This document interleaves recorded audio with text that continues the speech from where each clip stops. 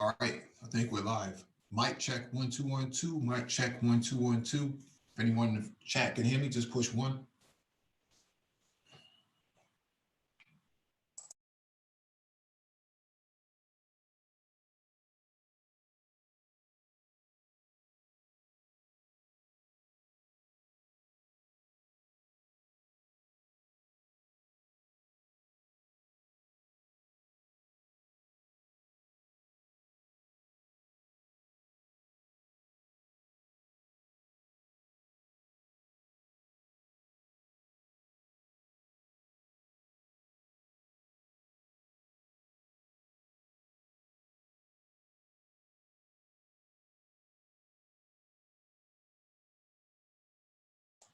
All right. Thank you for the confirmation. Welcome back to the Black Brain Trust. This is episode 398, Economics. Please hit the like button as you come in. Share the video if possible. Hit that notification bell so you get all the updates from the Black Brain Trust, including those posted on the community tab. Just as an FYI, we are not certified financial planners. If you want a certified financial planner, go to cfp.net and look up one in your area. Document and description beneath the video for you to follow along with. If you want to get on the panel and engage in the discussion, there'll be a link in the chat for you to click on. When you click on the link, make sure you raise your hand so one of us can acknowledge you and advance you to the panel.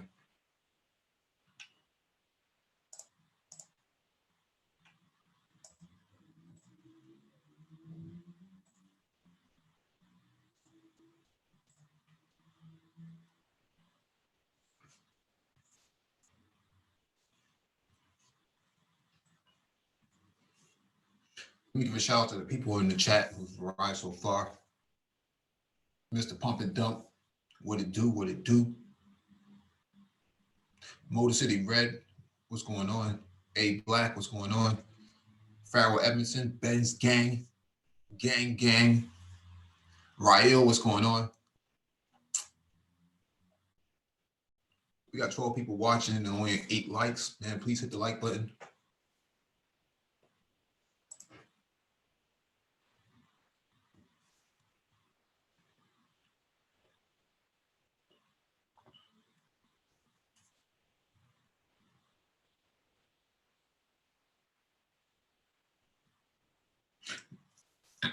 Real Vinsanity, what's going on? A Real Vin, we're gonna do the live stream tomorrow morning. I don't know if you're gonna be available. I don't even know what time zone you're in, but we're gonna do the live stream tomorrow, talking about some of the stuff that you've been bringing up in the email that we had exchanged. So I'm gonna go over some of the talking points that you brought up, so that everybody else is on the same page too. And I think there's other people who might have the same inquiries that you had. So.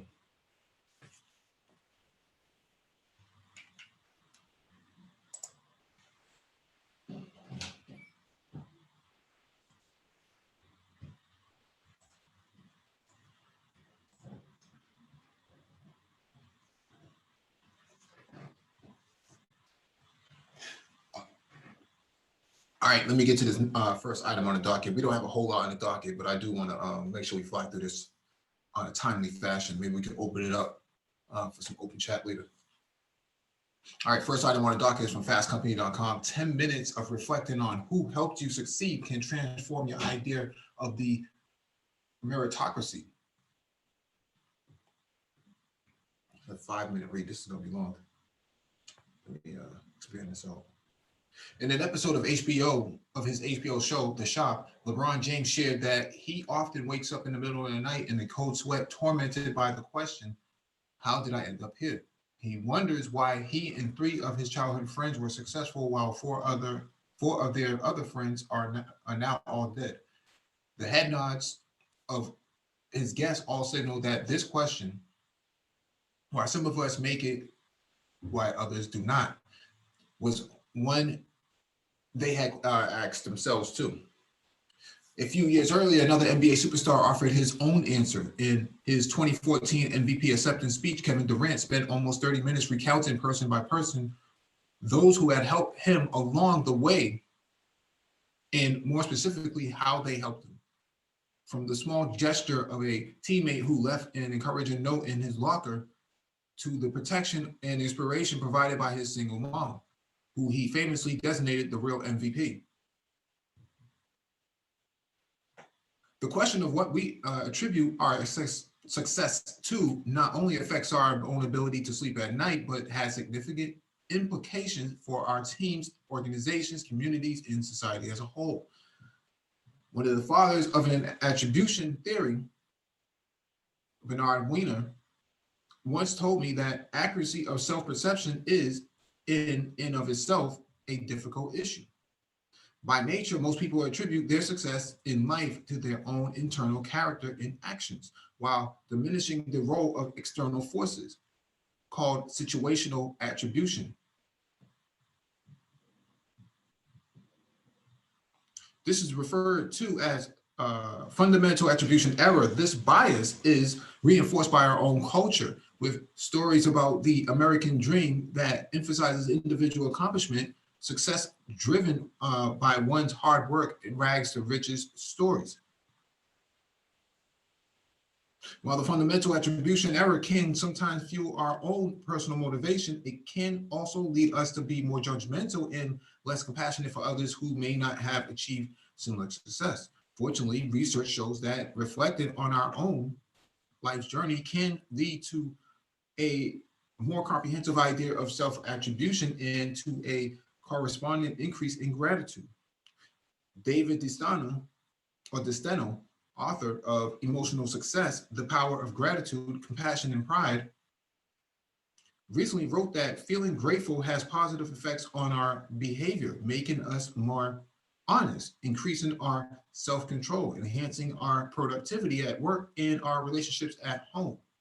He referenced a study by Monica Bartlett that showed when we feel grateful for one person who has done us a favor, it also makes us more likely to pay forward favors to others we don't know. This in turn creates more opportunities for connections and increased social capital.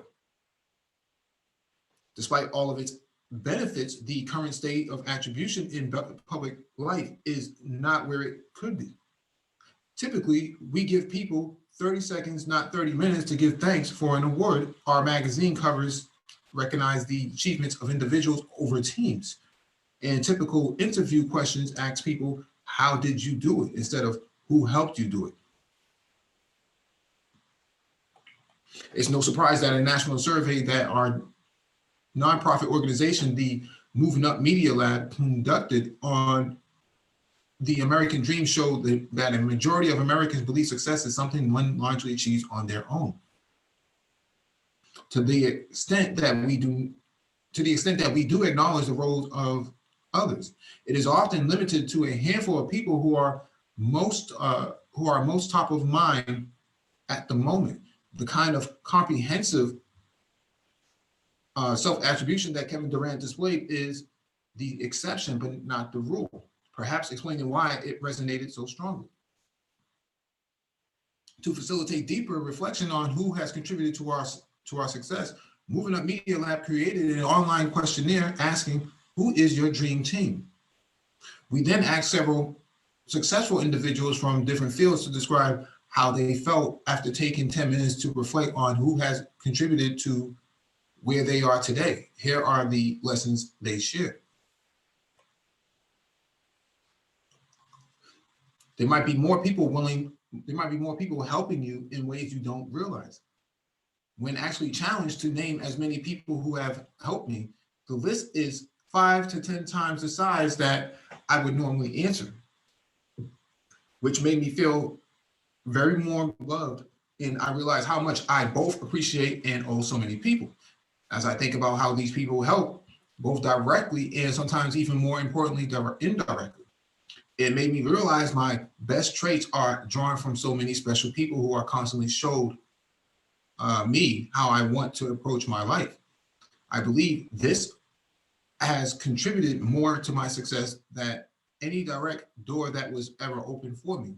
Rich Antonello, founder and CEO of Complex Media. There are so many different types of support and inspiration available to us. It much harder for, this is written poorly. it should be said, it is much harder for women to navigate the professional world than men. With the extra time-consuming burdens, domestic duties, emotional labor, the default to women, they often navigate alone. What a fantastic reminder for me and for every woman that people who contribute to your success come from every walk of life, and that no matter the challenge, you don't have to face it alone. It is instructive to show others how to make up for something that is missing. Life has taught me a very simple truth. No one succeeds alone. I've had more mentors than anyone else I know. Without a father in my life, I grew up hungry for advice, which gave me a reason to make my relationships with mentors more personal and meaningful.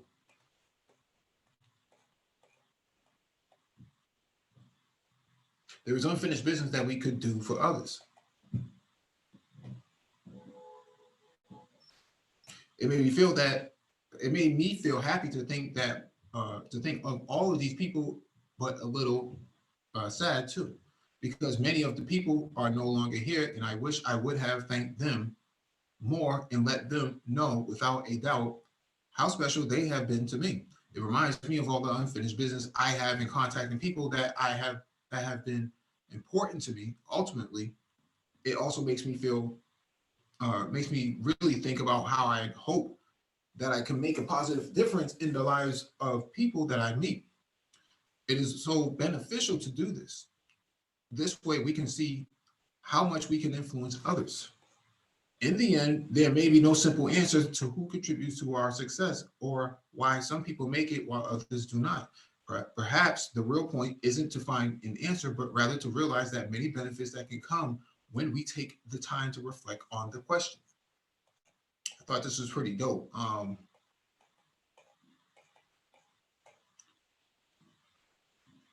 me see if anybody's on. Oh, we got some people waiting.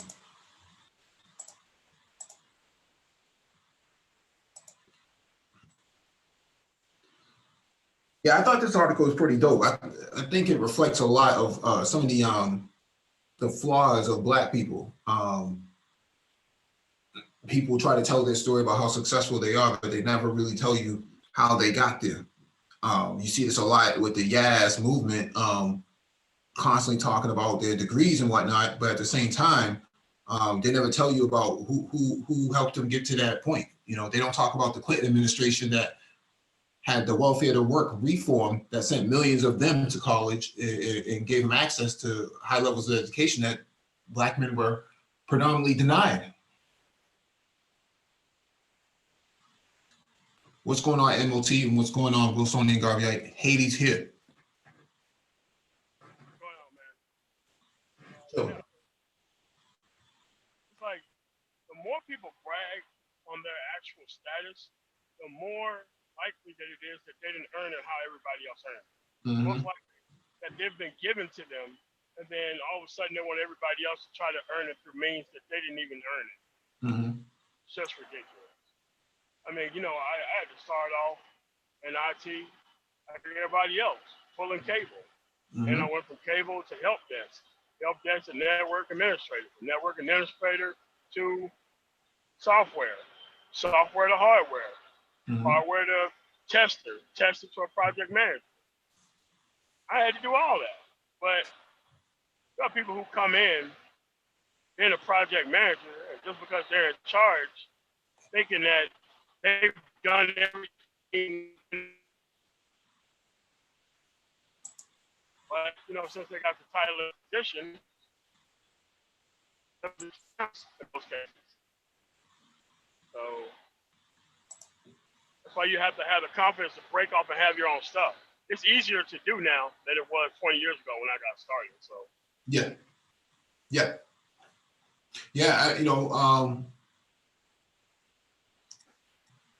I take the manosphere just as an example, man. When we built this channel, we spent a lot of time. I know, MOT, you've been privy to some of the conversations that we've had offline in the back chats and whatnot. But we took some considerable amount of time to actually really think this whole entire thing out to where it is today. And we always try to reach back to Black Gnostic and say, Black Gnostic, we started on his platform. We came from that era, that area, in that era. And even when we talk about like Manosphere 1.0, 2.0, we always refer back to Thugtician, Soul and Black, Sergeant Willie Pete. We always reflect on those who came before us and help advance or were the catalyst for a lot of the things that's going on right now, just in Black social media. Some of the conversations and some of the dialogue. So I think the article is pretty spot on. There's a lot of people out here who, they got the baddest chick, they got this, they got that, but they never tell you how they got there. No, because it's too easy for them to brag about being there than it is about talking about how they got there. Because most of these people were political appointments, government programs. Nobody wants to talk about that. Since they have this sort of entitlement mindset, they thought they was entitled to that type of stuff anyway. Yeah. So they try to make it look like just because they got the degree, they got a job. This is why I don't like those degree commercials, because it paints a false picture and a false narrative of some guy who actually thinks just because he went through an executive MBA program that some company decided to give him a shot in his hands. That ain't the way that shit works. It isn't.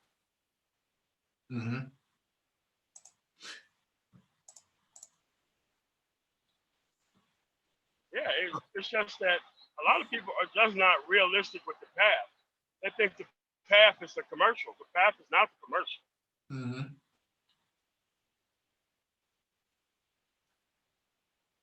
Well, Well, Sony and Garvey, Hades here. Stop out, say Mambo Leg, my friend. I think Wilsonia might be in Colombia, man.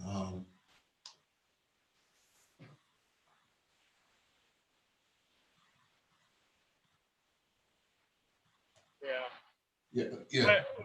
But I think, Mike, if we just be realistic about the path that it's going to take for people to be successful, it'll be easier to digest and it'd be easier for them to stay on track rather than them giving up right away.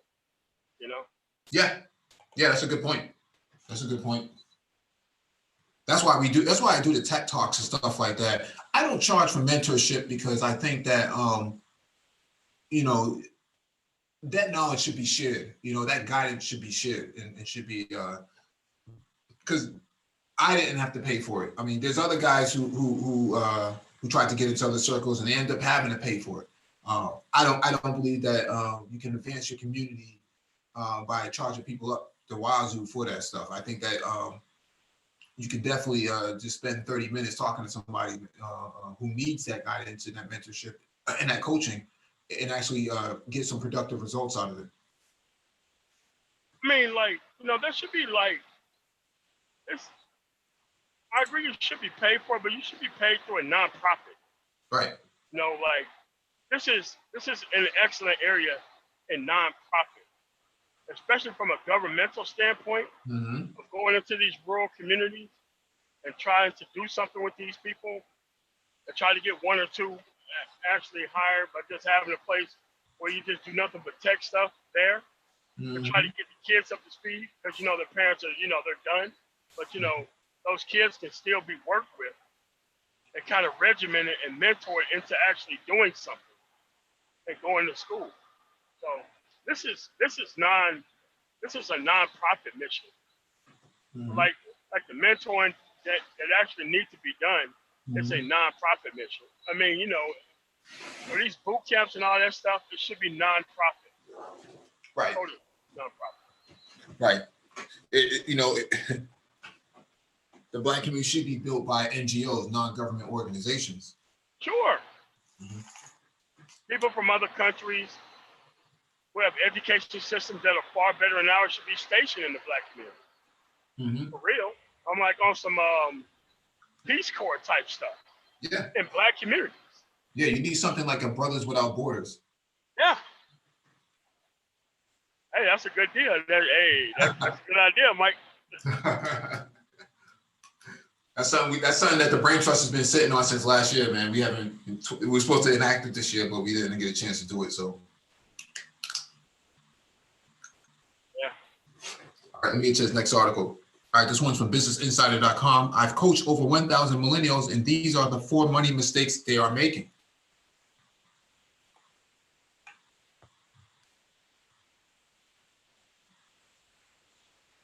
I grew up with a great financial education from my parents and started my first business when I was 9 years old. When I left for college, I assumed everyone else understood money as well as I did, but I was in for a huge surprise. I quickly became the go-to person for money advice among my friends.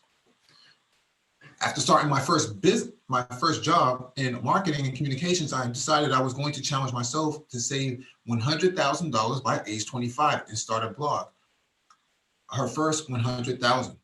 My blog has turned into a financial and career education platform for millennials. And I work as a nationally recognized money speaker and coach. I also achieved my $100,000 goal this year, a bit ahead of schedule. In 3 years of running my business, I've had the honor of working with millennials all over the country. I've now coached over 1,000 millennials on personal finance, and here's what they are not doing. Number one, millennials don't understand the importance of a high yield savings account. Opening a high yield savings account is one of the easiest ways to make your money work for you. Your bank is paying you to keep your money with it. That's free money, y'all. Sadly, a lot of millennials don't seem to know about high yield savings accounts yet. They use the standard savings account at a local or national bank and earn about 0.09% interest, not realizing they could be earning 20 times the interest somewhere else. High interest rate savings accounts offer 10 to 20 times the average interest rate of a regular savings account. Compare the online only Citibank, my personal recommendation, with the average brick and mortar bank rate. Citibank or Cit offers up to a 1.85% annual percentage yield compared with the average bank rate of 0.09%. That's literal dollars to pennies. Once my millennial clients open high yield savings accounts, they usually love them right away. They know that their money is working for them, not the other way around. Number two, millennials don't know how to create a budget. Creating a budget means that you need to understand how to split your finances. And if you were never taught how to do these things, which many millennials weren't, since personal finance isn't taught in many schools, of course, it won't come natural. I found out quickly through my personal finance 101 workshops that many in my audience simply hadn't been taught how to start a budget and how to track their spending to see if they are sticking to it. I created a tool called the 3-bucket budget, which is a great beginner platform for learning how to organize your finances. You break your net post-tax income into 3 categories. Essentials, number 1, which is bills, utilities, housing, and groceries. Number 2, savings, emergency fund, retirement, house, wedding, automate this part. Number 3, fun, traveling, dining out, etc. Often simply writing down your actual versus goals in each of these categories and figure out how much money you're spending helps you create a visual of your financial situation.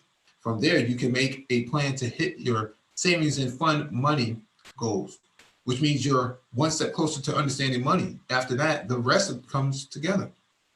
Number 3, millennials aren't checking their credit scores. Your credit score is basically your auditing GPA, adulting GPA, sorry.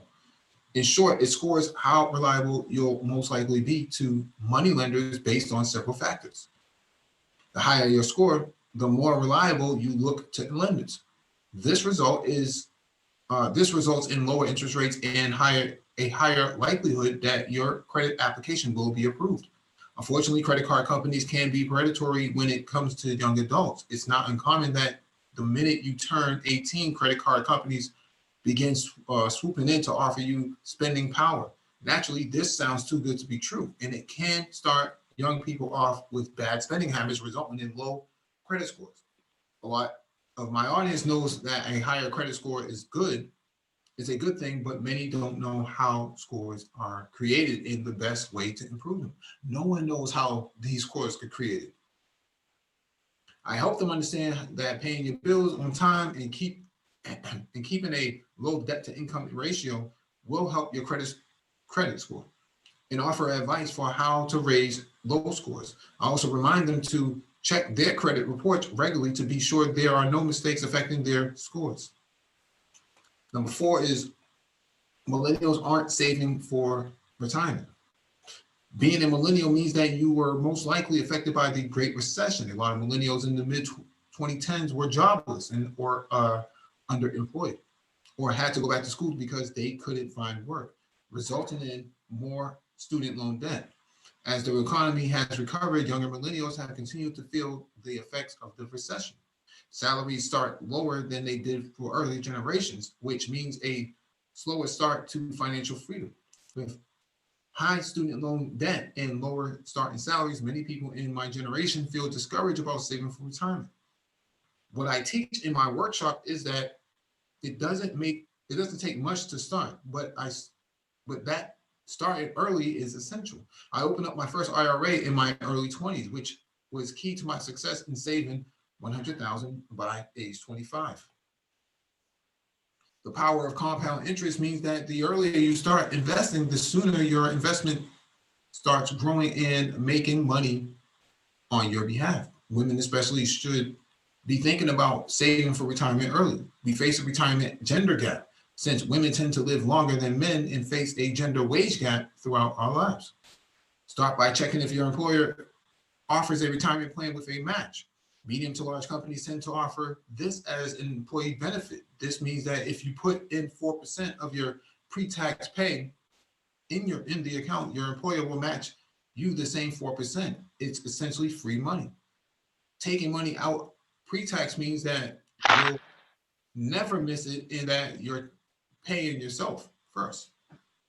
If you get a raise, try increasing the contribution by 1% percentage point. You most likely won't feel the impact and you'll be paying for future self more. Millennials get a bad rap for being lazy with their money, but the truth is we had a rough start toward financial freedom and we're not given the tools to succeed. All right. I can't say I disagree with anything that's being said, but part of the issue that I see with asking millennials to save is that they just established the idea of using your 401k to pay off your student loans. I mean, if anybody's robbing millennials, it's got to be the government.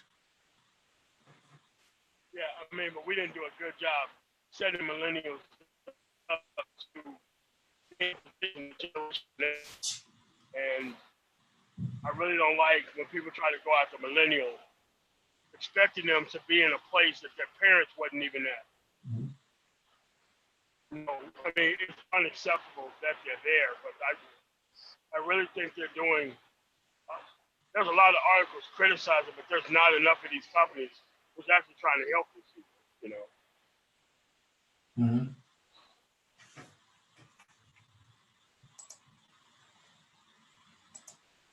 Yeah, I think Wilsonian is not with us at the moment, so I'll skip to the next article.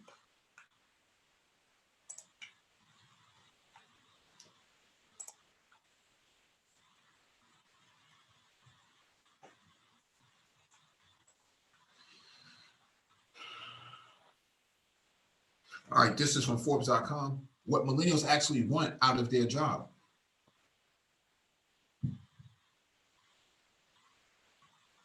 The millennial generation now makes up 1/3 of the workplace. This generation has begun to finally step into parenthood and has been in the workforce long enough to forget what a college summer feels like. What does this coming of age shift mean for employers? Well, along with an increase in adulting, millennials have begun to find value in different job attributes. A recent study of millennial employees found that over 61% of participants hold the job they have today for reasons other than it providing meaningful work, something this generation was originally coined as prioritizing. What does this mean? This generation needs are eclipsing their wants. So it's time to do a refresh. I'm sorry, this got distracted real quick. A recent study of millennial employees found that over half, 61% of participants hold the job they have today for reasons other than it provided meaningful work, something this generation was originally coined as prioritizing. What does this mean? This generation needs are eclipsing their wants. So it's time to do a refresh on what millennials actually want from their jobs in this stage of the journey. Number one, pay does matter. When asked what would help a job be more fulfilling, 87% of millennials said higher pay. This is a bit surprising to hear coming from the generation who said they would be willing to work for less money in exchange for more meaningful work. Nonetheless, this honesty about compensation may be a result of having spent the last decade being largely underpaid and swimming in debt. The reality is more than 44 million Americans have an average of $33,000 in student loan debt, while millennials aged 25 to 34 have a staggering $42,000 in debt, a majority of which on credit cards. Many millennials have been living beyond their means or their current salaries because they aren't able to cover their basic expenses. In fact, 4 out of 10 millennials say their day-to-day expenses like groceries, childcare, and utilities are the main reason they carry around credit card debt. Yes, we can all cut back on the fancy lattes and avocado toast, but millennials are beginning to realize they need a salary that will properly support them and keep them out of debt. Employers need to realize that their failure to compensate employees at a rate that caters to their basic living expenses and a flight risk and an added expense to their own bottom line. After all, losing talent is pricier in fact than a small pay raise that likely would keep their working professionals afloat in their financial lives. If, as an employer, you cannot adjust flat salaries, evaluate the retirement options and healthcare plans, all of which contribute to more competitive compensation package. At the end of the day, an employee, millennial or not, may have to go somewhere else in order to get a salary that meets their needs. It's unfair to pay employees a rate beyond the level of responsibility they are taking on. But do be mindful that these small $5,000 under market rates you may be offering will cost you more in the long run. Very true. Work-life balance is only becoming more valuable. As discussed above, millennials are starting families and have had to adjust their life priorities and schedules to accommodate their family needs. Not only are they having children, but their parents have begun to reach an age where they may be an additional logistical help and financial support in order to stay healthy. In my career coaching business, a client with a newborn child recently shared that her current employer expected her to be available online even after the work day ended. That meant she needed to juggle breastfeeding her new baby, putting it to bed, and typing on her laptop. Needless to say, that the expectation to stay online was not something she was able to continue. So we set out to find her a role that would keep her career moving forward while honoring her new family life. This pull towards family values has only bolstered millennials' desire for a work-life balance. In order to accommodate this, companies need to put an emphasis on flexible work hours, remote positions, and becoming more progressive with how they structure a typical workday. A survey by Global Workplace Analytics and Flex Jobs indicates that remote work has grown 91% over the last 10 years, looks to only grow over the coming years. Take a poll with your current team of employees to gauge where you fall in meeting their work-life needs. Number 3, they want more respect. Put some respect on their name. It's pretty easy to say millennials have gotten a bad rap. They are known as the job hopping generation, as well as a group that has been called lazy and entitled. But wouldn't any generation who faced a recession with low job options be hoppers who were uninspired and hoping for more? Roughly 28% of millennials blame these labels for their feelings of disrespect. And this sentiment damages their connection to their company. The truth is, millennials respect authority, but they respect it most when it is earned, not forced upon them. This might be a hard pill to swallow, but if you want the largest generation in the workforce to work for you, create a relationship with them based on mutual respect. This could look like more mutual agreements and less unagreed upon expectations. No one wants to work for a boss that is demanding and leads with the "because I said so" attitude. Put an emphasis on training your leadership teams and managers. A surprising 58% of managers have reported not receiving any management training when they took on a managerial position. This means there are a lot of people working with millennials that might not be helping as much as you think. Give millennials someone with worth respecting to work for, and everyone will win. Times have begun to shift for this giant generation, and with it, so do the employers that support them. It's time to shift focus away from the free snack bars and start honing in on the generations more adults demand. If you don't, it'll cost you way more than you think. This is a very true article. Millennials have an average tenure at most corporations, something like 9 months or something like that before they're gone. A year at best. So before, a Gen Xer might stay for 3 to 5 years, but millennials are saying for less time than that. But it's funny because, let me let Nicole in. It's funny because even in the manosphere, you hear about millennials feeling like they're not respected. I've heard many in recent weeks say this type of thing about boomers not respecting millennials, and millennials feeling like the boomers are the father. It's funny. We talk a little bit about millennials. I've dealt with hiring managers and HR people who said, you got to treat millennials differently because, they're not used to dealing with certain kinds of criticisms and so forth, and they fall apart, start crying real easy, and it's a whole different kind of game. So the millennials, they've looked at them as even less emotionally stable than the previous generation. So they don't get respect because they're crybabies. I mean, my workout partner, who's 200 and close to 280 pounds now, he's a solid, swole dude. One day he lost his cell phone and he was in the car. I can't find my cell phone. I can't find my cell phone.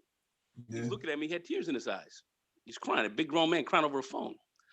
I said, "You only seeing this amongst millennials. I'm trying to make sure I'm trying to make a man out of this dude.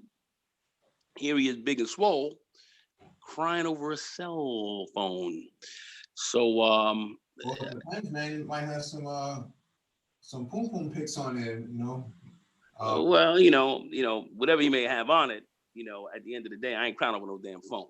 You know what I mean? I mean, if I lose my phone, I'm gonna be irritated. But that phone must have been the bomb cherry. You ain't gonna see me crying over no phone. So I've seen, and I look at some of these millennials, not all of them, but many of them here in the sphere, and they do a lot of whining, doing a lot of crying.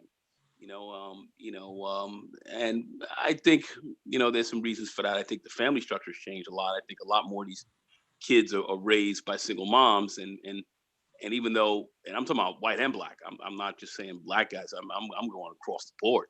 I think the society has changed. The divorce rate 50% amongst white folks, pretty much 30% homeless. Single mother raised. Mm-hmm. So you look at about 80% of these kids are being raised in single parent households as well.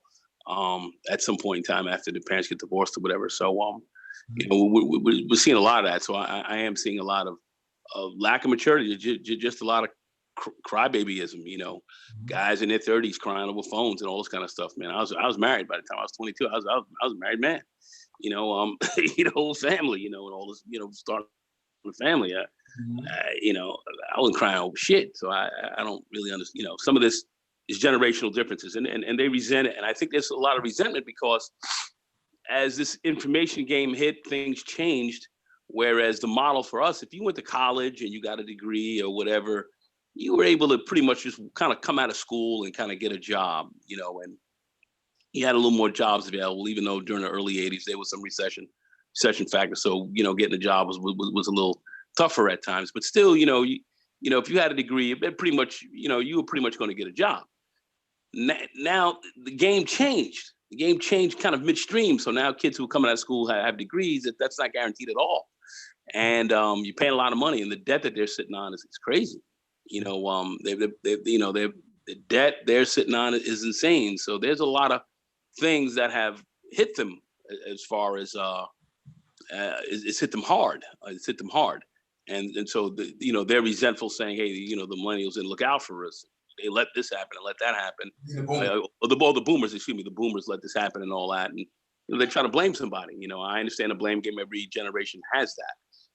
World War II generation came home, and you know, next thing you know, they had, you know, the earlier boomers. You know, they were blaming them for being, you know, war crazy and all this kind of stuff. And the hippie generation came up underneath that, all that kind of stuff.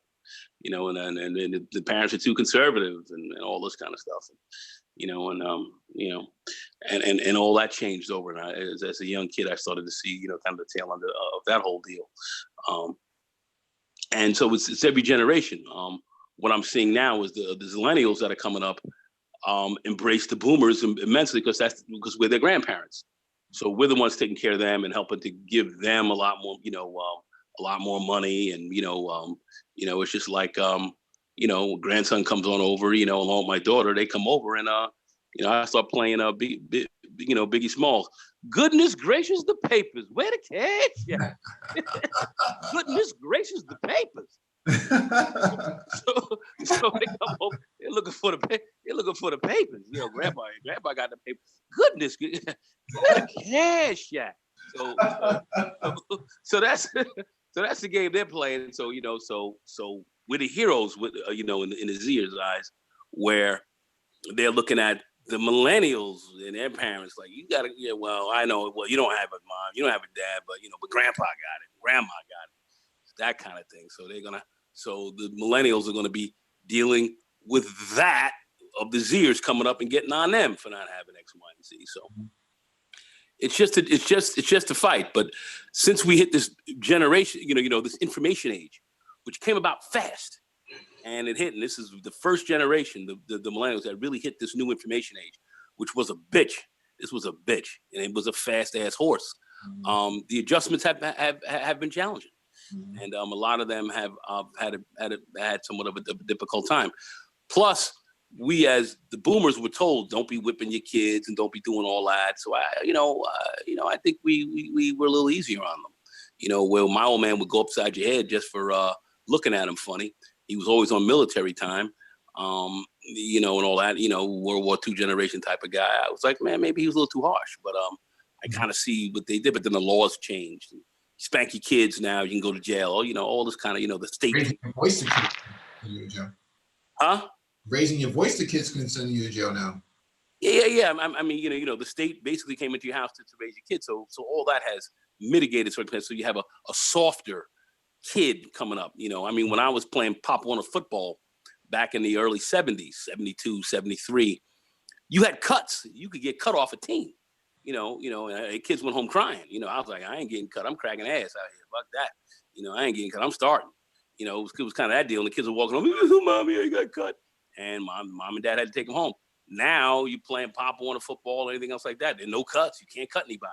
You can't do that. You can't cut people off of teams all the time until you get to high school, which they'll cut you. They'll cut you like a Virginia ham. But when you're in the lower leagues with the kids leagues, there were no cuts. So you know that was strange to me. So they, you know, everybody gets a trophy and all that kind of stuff. You know, fuck out of here with that. You know, but that's how we had to raise them. So you know they came up differently. These kids came up a little. They didn't come up hardcore, right? You know, right after kind of after my dad and all them got out of the war, and they came home and they raised their kids, and we came up a little little differently, and we got benefits. We got benefits from the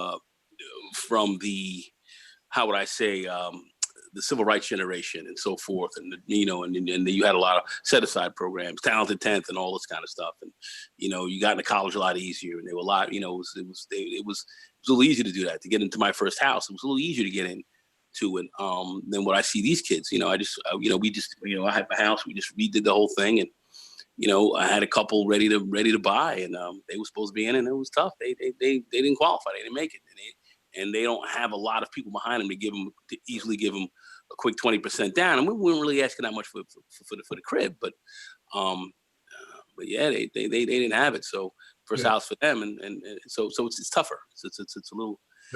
It is a little tougher. Yeah, let me go to Wilsonian Garvey. I got his hand up, man. Hades here. Hey, here. Hey, what's up, bro? What's up? What's going on, man? Going on.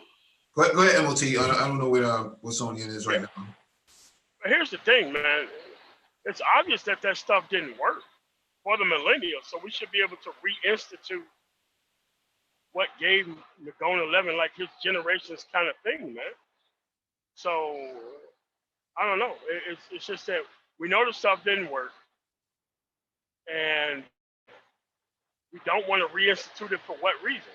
I mean, we're holding millennials to a standard where we never held their parents to a standard before they was able to have kids. Like, I personally think you should have a license to have children. An actual license where there's training involved. And if you have an unlicensed child, you should be taxed heavily for that. And it's like, what we have going on in society right now is just a lack of order kind of everywhere. This is why people from other cultures come here and they nail the shit home. Why? They got culture. They have control over the household. They don't have a whole bunch of disruptive actions inside the household. Here, everybody could just have a kid and walk away from the household, and even walk away from the kid with no consequences for actions or being held to any type of standard for what's being created. And it's very bad, and it doesn't produce great results.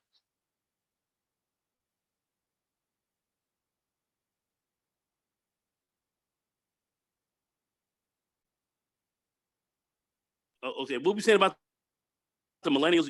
Excuse me, the boomers. How we let this happen or something? Repeat that. I kind of missed that. No. What I'm saying is, how your father disciplined you is different how Gen Xers, or maybe even late boomers, discipline the millennials. So the millennials turned out differently. So now that we see that the millennials have turned out far differently than your generation or my generation, we should just go back to the stuff that worked. Rather than let things kind of go the way it's going right now. Yeah, I mean, they came up with all, the state really wants to take over your kids. That's kind of what I'm really seeing. That's a big part of it. The state shouldn't be in your house like that. Oh, all kind of abuse going on. I don't see abuse, stopping. There's all different kinds of abuse going on right now. Parents were able to discipline their kids, and kids would say, "Oh, well, you disciplined me too hard. I'll call the police on you." And it's just like, one of my other good friends. He's a little bit younger than me, but he's got kids around 17, 18 now.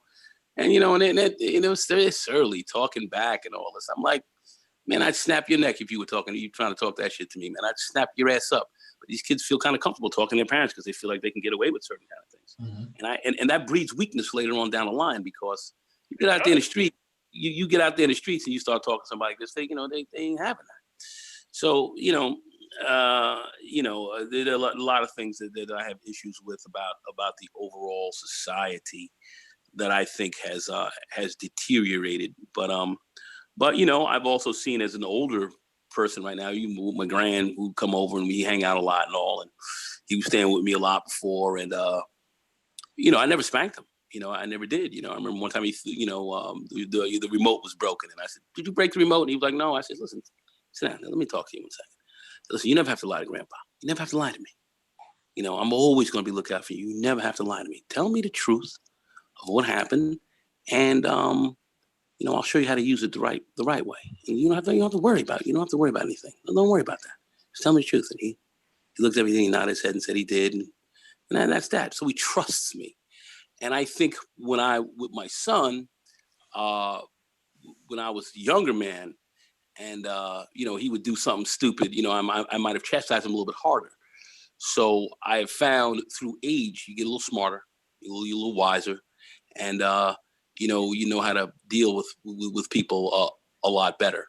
And you know, I'd be a much better father now than I was, you know, 35 years ago. But that's just part of maturity. So, you know, when we're young, we're not as mature as we are when we get older. You get smarter as you get older. That's for sure. But yet, you know, different games. So, you know, yeah, some of that hitting may not have been necessary if you know how to deal with your kids differently. But that's what we knew. That's kind of how we were raised. And you know, I don't know. Bible says spare the rod, spoil the child, and all that. If I was having a kid today, which I wouldn't want to, but if something like that did come about, I wouldn't be about kicking too much ass right now. I think I could really reason with a lot of kids a lot better. I could talk to them. And I think you can get better trust that way. But having the state having to come in to try to rule that for you, I think has been problematic. Mm-hmm. You know, because, you know, it's just kind of how it is. And sometimes there is hard knocks. You get out in the football field, you know, you're going to take some hard knocks. You're going to get knocked. Your wind's going to get knocked out of you. You get in a karate class, you're going to take a kick across the head sometimes. You're going to get your marbles scrambled. Just part of life. Yeah, let me jump to this next article. This one from BusinessInsider.com. American millennials may be behind financially, but one chart indicates that Gen X could be in for an even more brutal awakening when it comes to their wealth. Compared to boomers, Gen X and millennials have a lot of catching up to do wealth-wise. That's according to data from a recent Federal Reserve report. The chart below highlights the percentage of U.S. wealth held by 4 different age groups. Shows just how financially behind the young are. Their wealth levels are below where they should be. Essentially, those above age 55 have seen an increase in wealth over time, while those younger than 55 have seen either a decrease in wealth or a failure to accumulate more of it.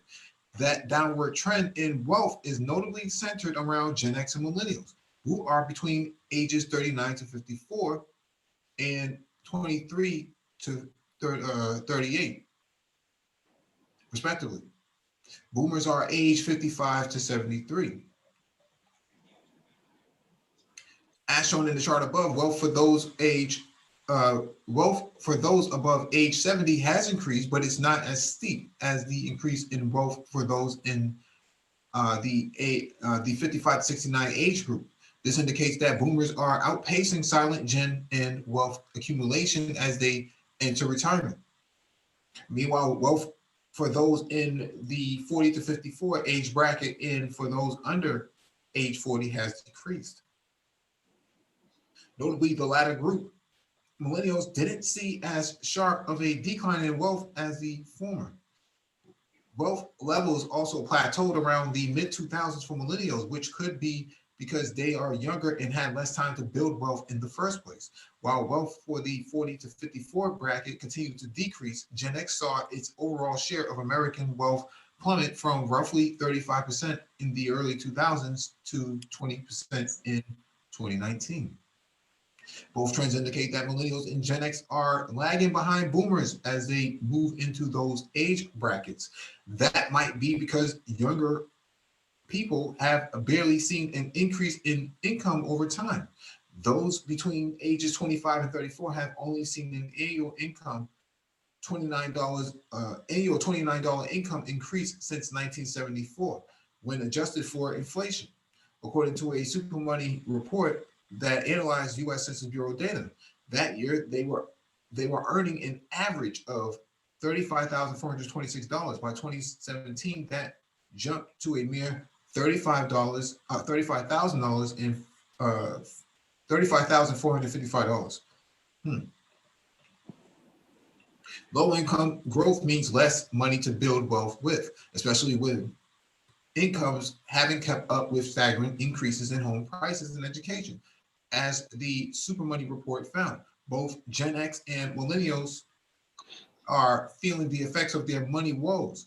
In an Insider and Morning Consult survey, slightly more than 41% of the Gen X rated their financial health as not very good or not good at all. And 37% of millennials said the same. And both generations, according to the survey, are equally stressed about money and aren't saving for retirement. So, if you are a Black millennial, if you are a Black Gen Xer, what I am doing, and I am not a financial advisor. If you want a certified financial advisor, go to cfp.net and look up one in your area. We do not give out financial advice here, but if I was a millennial, what I would be doing is putting my money into the continent or into the Caribbean and doing the calculations on how much bang for my buck can I get and how early can I retire. No sense in waiting to get 59 or 65 to take it out. If I can save $100,000 and put it into Zimbabwe or Botswana or Rwanda or Kenya, I'm there. I see no reason to save, to wait till 59 to pull all that money out. I'm taking that money straight off the rip and putting it into a foreign bank and making sure that my money stretches further. Or if I can go live in Brazil, but by the time I do retire, I should learn how to speak Portuguese anyway, so it should be okay. Yeah, I mean, I would agree as far as getting in on good savings programs now. I would say for most people, really, as you move through, I think cash is always kind of king right now. Mm-hmm. So I thoroughly believe in playing a little bit more of a minimalist type of game. Mm-hmm. I think keep your savings high, your overhead low. I believe that is an answer. I believe that works in every generation. So I especially if you're trying to acquire some wealth or save cash, because you can do it if you're very disciplined about it and put yourself on a time limit to do what you want to do and save or whatever. And I think it can be done if you're very structured about it. Mm-hmm. I think there are a lot of different ways, but the name of the game is try to acquire as much cash or liquid assets as possible that you can get your hands on. And the best way of doing that is by trying to do some hardcore savings. And I know it's hard for a lot of folks, especially a lot of these people with these giant student loans. I think that's really what is really hurting this generation. And I blame that very much on the government, man, letting that happen. I'm sorry. Letting these rapacious educational institutions roll up and just commoditize education and hold generations back. I just think this has been a long term, a very bad move. It is bad societal planning. Very, very bad. This was a bad move, mm-hmm. And I think the fallout for this is going to be going on for quite a while, and I think we're going to look back on this and regret that this is a path that we took. Yeah, Reaganomics. Yeah, I think it's very, very, very bad, very bad policy. Poor policy. Yeah, and they're paying for it now. Well, they're going to be paying for it into the future as well. We don't even know where Social Security is going to be. I mean, and this is the thing. I hate to bring this up, but that's why people talk about foreigners and so forth. I'm going to hate to say it, since, we're not, you got a generation that's coming up that's going to be huge. The boomers are going to be retiring. It's going to be huge. So that's going to suck up a lot of that. It's not going to be a hell of a lot left kind of after these Gen Xers come through. Where else are you going to get, the money that's going to come in and do that? It's going to be from a lot of the foreigners who are coming through.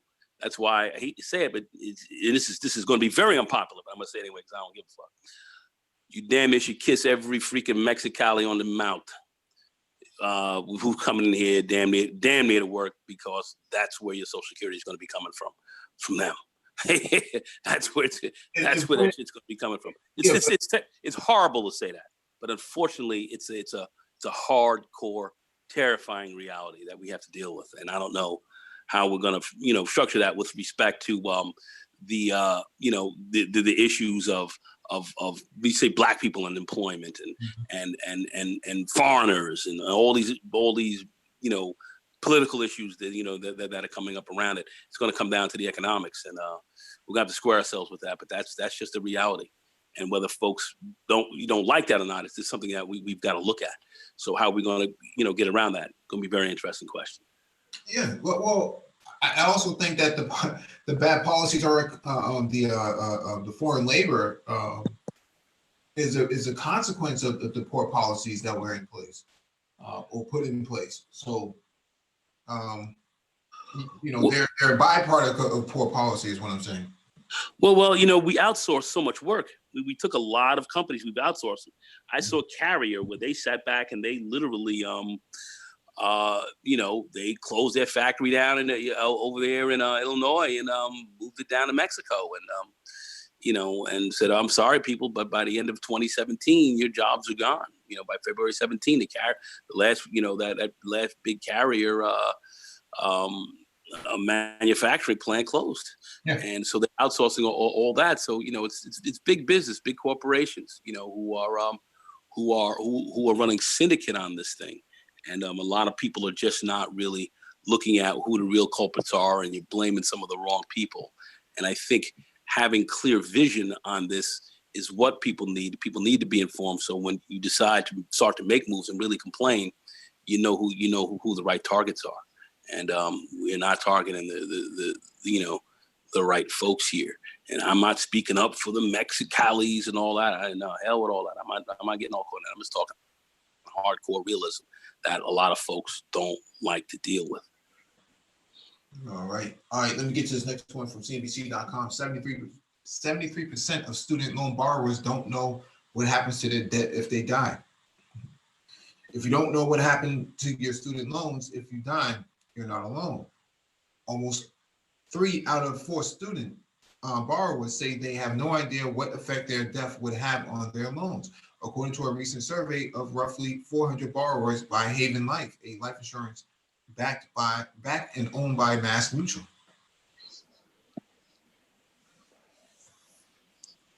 Yet, it's not surprising that most people are unaware of what happens when a student loan borrower or cosigner passes away, says Barbara Genty, a certified financial planner and host of the Future Rich podcast. The reason is because it is a scary thing to think about. Losing a parent, most often the cosigner, or a parent losing a child, she says, most people don't think about it until something happens. For some borrowers, that may be okay. If all of your loans are federal student aid and in your name, then the outstanding balance will be wiped out through what's called a death discharge. If a friend or family member sends a death certificate or other proof of death paperwork to your loan servicer, the loans will be cleared. But it can be more complicated with other types of loans. The same protections that are in place for parent plus loans, if your parents take out that type of loan, you bear no responsibility for paying back the loan. If your parent should pass away with a balance still due, the government treats it the same as regular student loans in its discharge. If you're the one to die, the loan is also forgiven. It used to be that the IRS treated these debt cancellations as a taxable income, but President Trump's Tax Cuts and Jobs Act, which went into effect in 2018, changed things. Now, if a student passes away or suffers a life-altering disability, their student loan debt is forgiven without any tax consequences. It's worth noting, however, that the provision is set to discontinue in 2025. Played you. Federal loans make it fairly straightforward to discharge student loan debt because of death, but the stipulations around those issued by private lenders can vary. About 1.4 million Americans have borrowed from private lenders, according to a report by Lender. If you consolidate your federal student loans with a private lender, you will lose the government's debt discharge protection, says Robert Farrington, founder of the College Investor and a student loan debt expert. And when it comes to private lenders, discharges happen on a case-by-case basis, says Elaine Griffin Rubin, the senior contributor for financial aid site in Advisors. The good news is that many major lenders are offering this type of relief more and more to families who have had their children pass away, Rubin says. However, you may have to really dig for this information about their policy. While popular refinancing company SoFi doesn't list death and disability discharge as an option for borrowers, the College Investor confirmed this lender does offer to forgive loans if the borrower should pass away. Interesting. But when it comes to the death of a co-signer such as a parent, Ginty says what you need to read the fine print ahead of time because lenders may not be as forgiving.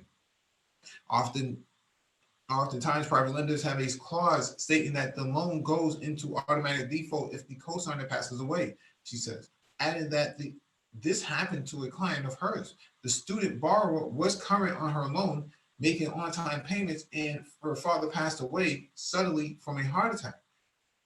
Her loan balance was due immediately, Ginty says.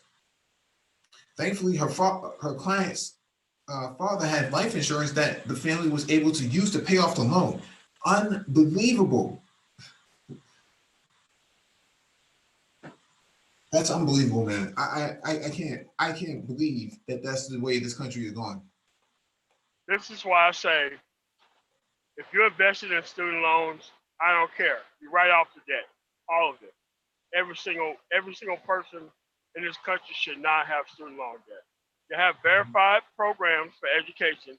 Anything else outside of that, they can offer a program, but if you don't get a meaningful job, it's not connected to a meaningful job, it's on the house. Yep. We're definitely going to have to go there. That's where we're going to have to go, man. We're going to have to go there. Doing it. Germany's doing of course. Most civilized nations are doing this. We literally have let the education lobby come here and just, oh my gosh, it's unbelievable. It's unbelievable what we got going on here. It's unbelievable, man. It's unbelievable. And we're still not the number one country in education. We're not. We got some great universities, but we're not the number one leading educated nation out here. It's criminal what's going on. Doesn't even make any sense. Besides pure greed, I just can't explain it. They screwed themselves over for the next 50 years, roughly a half a century of just foolishness. Yeah. No reason. And so many of your politicians were on the board of some of these private institutions. What's this? Not Nancy Pelosi. Janet Napolitano. Nancy Pelosi. Mitch McConnell. Diane. Feinstein. No, the other one. The Congressional Black Caucus. Diane. I know you're talking about. You made me draw the blank on that. I'll remember in a second. Yeah. Dear brothers. Dear brothers. May I interject? I just want to first say, give my salutations to everybody on the panel. It's been a while. I don't have anything conducive to the topic. I just want to drop in, report for duty. I'm just letting y'all brothers know I'm in Cali right now, boots on the ground, looking at economic opportunities, of course, and obviously, keep doing what you guys are doing. You guys support her, and hey, I'm here. I'm here, so I don't want y'all to think that I'm over here fucking off, rightfully so. But I do the best I can to drop in and soak up all this knowledge while I'm out in the matrix. Man, it's good, man. It's great to hear from you, fam. Yeah. It's great to hear from you. But yeah, they screwed themselves over for no other apparent reason other than, for these politicians to get fat. They were on the board of a lot of these private institutions, the DeVry University, University of Phoenix, ITT, and the one that Ty City went to. I forget the name of it. Starts with a C. But they were all on the board of these institutions, and they got their cut. All these people were in Denver, Colorado. Every single one. Yeah. It's all about the money, man. It's just total bullshit. I mean, it's such a piss poor policy. I can't believe that we're continuing on with this. I mean, this is really bad. This is bad. Yeah, it's terrible. So, I mean, if we're gonna shelter people with mortgage payments before they can even get a house, and then you got millennials getting tight because money's tight on them, I can't quite really blame them. I can't get upset at them. I'm sitting here, income ratio way out of whack. You'll never get a house. Never. It's just they're never unless you have independent wealth where you can give your kid $250,000 and pay for their education right off the top. How many people can do that? How many people can do that? Mm-hmm. How many people can do that? Now you see why those people were cheating to get their people into them colleges? Yeah, I mean, what I'm saying? It just doesn't make any sense, man. It's just, it just doesn't make any sense, man. Maxine Waters is the person I was talking about. I don't know why I call it that. Yeah. Maxine. Yeah, man. Maxine. Yeah, she was on the board as well. And they're all there, just, glomming. It's greed, man. It's just pure greed. It's the greed that we see that that I find so problematic. It's just the greed, the greed. And it makes no sense to me to be that short-sighted. It's like, these educators are up here jumping up in here and teaching and grabbing money from my kids like drug money. It's like drug money to them. It's like, are y'all for real? It's unbelievable. It's unbelievable. And I'm one who's literally knee deep to my nutsack up in this game right now. For real. It's that bad. Got my youngest daughter, coming up with capital calls. Goodness gracious, the papers. and that's what's going down. It's going down. I mean, if it was up to me, I'd be cutting all this shit back to the fat meat. Mm-hmm. Yeah, we got Smooth on the panel. There's only one part of it. Yeah, go ahead. I said, man, like, there's so much out of control stuff that is really just not doing anything but making these people rich. I mean, rich beyond what point? I mean, no, they're not doing anything with wealth anyway. It's ridiculous. Yeah. We got Smooth on the panel, man. What's going on, Smooth? Hey, good evening, gentlemen. Black Brain Trust. I'm a huge fan of you guys. Like big fan. And Mike, I believe you had quiet. Mike, I believe you said that you give mentoring for people trying to get into IT. Yes, sir. Oh, wonderful. Well, I'm trying to get into cybersecurity, and I had signed up for like a course online. It's with this website called cybrary.it. We know it very well. You familiar with that site? Yeah, we talked about that last week on the entry level. Actually, we did it on Black Friday. Black Friday, Cyber Monday. We posted all the discount codes and vouchers and things like that to all these sites. Yeah. So the things that I'm already enrolled in stuff, so I kind of like got a discount on there already. But yeah, it's a great platform, but I don't know what it is. I guess the videos it's confusing and stuff. So I was just trying to ask like if I can connect with you guys and because I'm really trying to get into this field because I listen to what you guys are saying. As a matter of fact, me signing up to this cybersecurity course is as a result of me following you guys. Yeah. So it's actually because of you guys that I signed up for it. I'm like, there's no way I'm going to be caught out here slipping in the future. So I got to get on this quick. Yeah, come by tomorrow. Tomorrow morning, I'm gonna have a live stream on Black Tech Talk and on all of that stuff. Study strategies and resumes and salary negotiations, what you should be making, and what expectations you should have when you go into IT for the first time. So yeah, come by tomorrow, 11 a.m., 11:30 a.m. Eastern Standard Time. Okay, that'll be 10:30 for me. And I just wanted to ask in general, did every one of y'all did every one of y'all start in IT? Like you, for example, Mike, have you always been in IT or did you do something else and got into it? I was always a tech person, but my major career has always been tech. It's always been IT. But prior to that, I did odd jobs and stuff and clean toilets and stuff like that. So. Okay. Yeah, because for the longest I just been thinking like, man, I think you gotta have you have to be like super smart to understand this stuff. But it's really just because I've heard stories of people that transitioned into IT and stuff. So I felt like maybe I can do it as well. And then it's really that push I really got through y'all. So that's why I started and stuff. So, but yeah, I mean, I'll definitely tune in tomorrow. And one more question before I leave. Yes, sir. Is Mr. Nagone? Yes. Yes, Mr. Nagone. I've been cause I'm actually I'm Austrian, like I'm from Central Europe, but my family we're from Nigeria and stuff.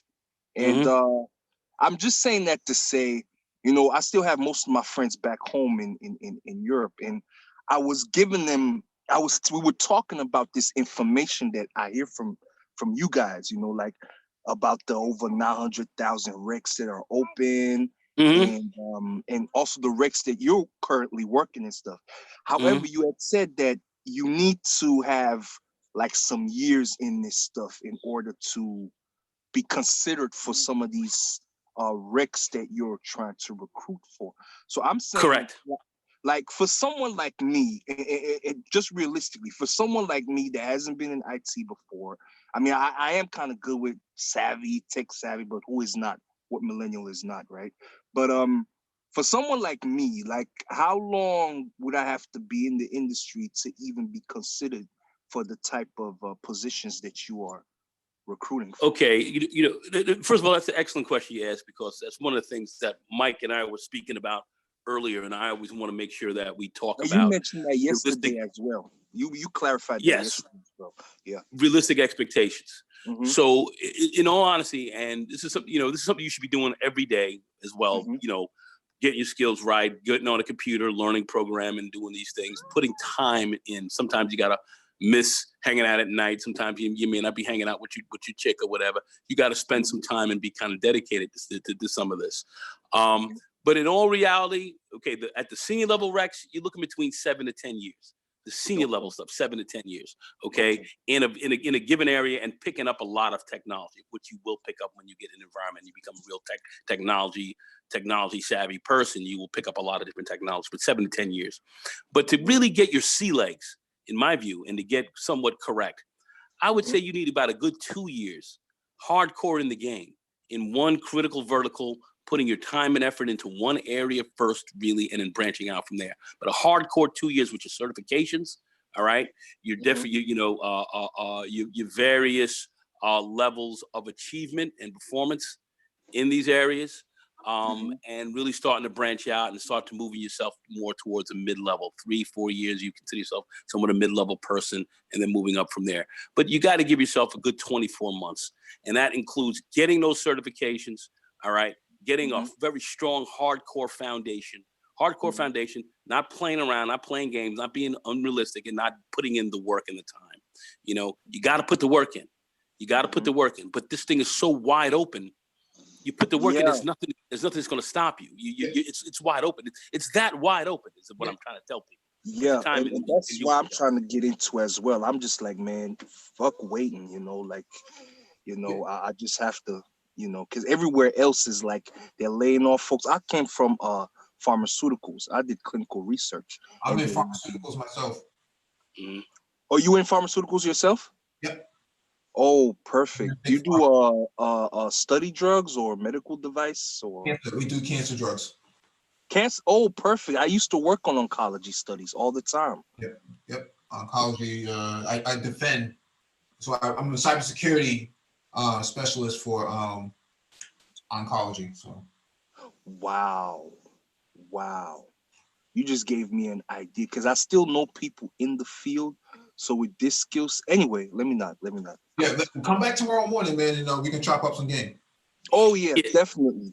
And what, Miss Nagon, thank you so much for what you told me. As far as the 3 years, like 2 years that you were talking about, real quick, Miss Nagon, is that like once, say for example, once I got my network engineer certificate, because that's the That's first one that right. You got to get that. But if you can get in someplace, I mean, you know, as a help desk person or somebody who just stacking, just stacking up computers and doing whatever you can, and you get that, and you get that in there, and you're in a company. I don't care if you're washing the friggin' floors, but if you're in there and you got into that computer company and you get that certification, and then there are positions that open up inside the company that you can now apply for and move in because you've got X, Y, and Z there as an entry-level person, or actually even getting in on some internships, because there are programs that have internships and stuff around. We will probably get into a little bit more of that tomorrow if time permits for myself. But, you know, we can start to look at that kind of thing and start to segue into the game. I don't know how old you are. You sound like you're pretty young.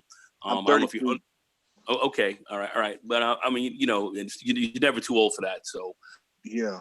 but so I'm just saying you have to really start to put the pedal to the metal now. You know, at your age, you're not a kid. People are going to expect you to be you know, to be responsible, to operate. Oh man, Mr. Nagom, they're already looking at me as a failure. Both my baby moms, my family, so it's the pressure is on heavy. Well, the pressure's on when we drop out the box. So that's the hardcore reality for us here, especially. So the pressure's on the minute they cut that umbilicus and clean your freaking dome piece off. So that's where you're at right now. Yeah. That's where you're at when you first hit the ground. That's where we're at now. So that's just how it is. But anyway, to really roll, like I said, hardcore, very strong 2 years in the game. We'll talk about that more tomorrow. All right, go ahead. Yeah, read the next article. This one is from GhanaWeb.com. Meet the woman leading an all-female truck driving logistics company. Eat your heart out there, man. It's tomorrow.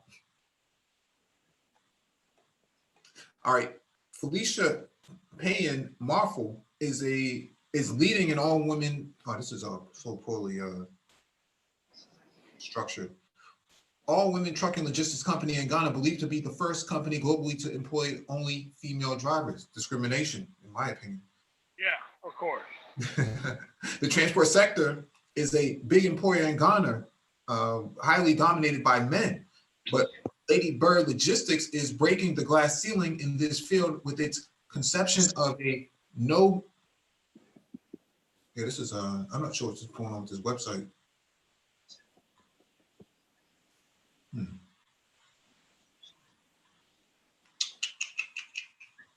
going on with this website?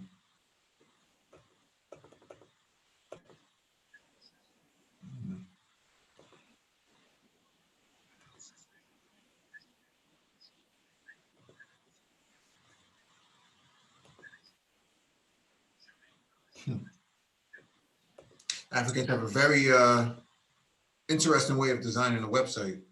I've seen anything like that before. Let me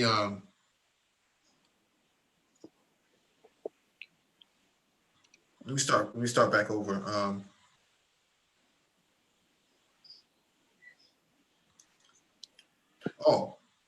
With its conception of a no-male logistics company, the company works with an all-women team who drive 47,000-liter trucks delivering fuel to Western Ghana gold mines.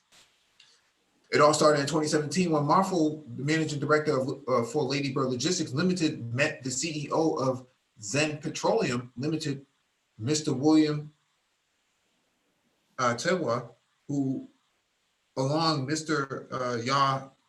Yakuda, Sarpong had an idea of establishing the first ever all-female logistics company.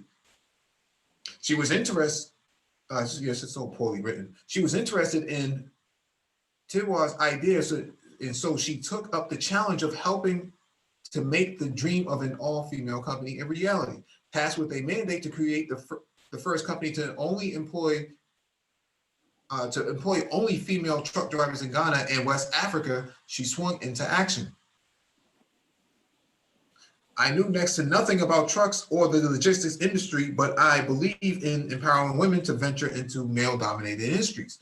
Ghana has no female truck drivers, and everyone considers trucking to be a male profession, too difficult for women.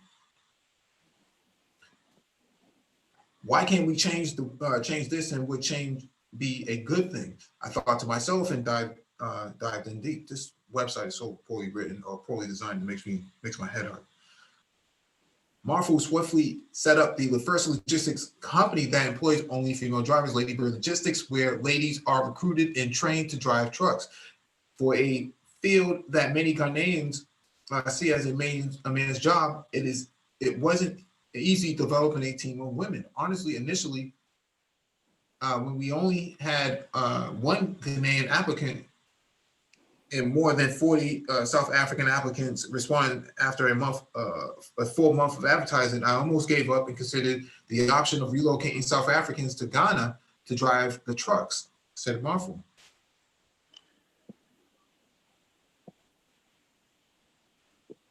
This is interesting. What's up? What's the manufacturer of the truck? Scania? Yeah, I know Scania. I know who they are. Oh, okay. Yeah, I know exactly they are. You might as well have done it in the United States, you know? Mm-hmm. Yeah, but if you listen to some of these other hashtaggers, they'll tell you, these Africans, these men, they're just so toxic masculinity, and they're just so brutish, and they don't like you over there. They break their women, and they abuse their women over there. They're putting pregnant, so now they are driving trucks now. Oh, okay. These ADOs, some of these ADOs folks over here talking out the side of their asses. They need to get shut down. They need to get clipped on some of this crap. They need to get some of that crap clipped. Yeah. That's got to come to an end.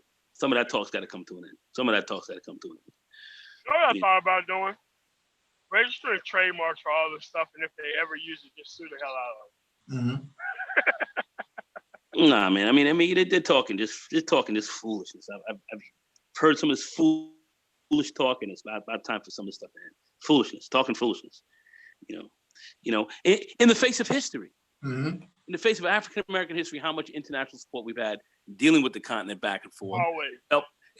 But then here these people talking literally out the sides of their ass. I don't want to get into it anymore. Go ahead, Mike. Go ahead, man. Go ahead. Oh, Yeah. Let me just read this last paragraph. According to her, the leadership of the Ladybird Logistics team has provided her immense satisfaction and challenge, stating that she never envisioned her life in the downstream sector would involve working with these wonderful women and dealing with huge mechanical contraptions that are also now a part of her team and fleet.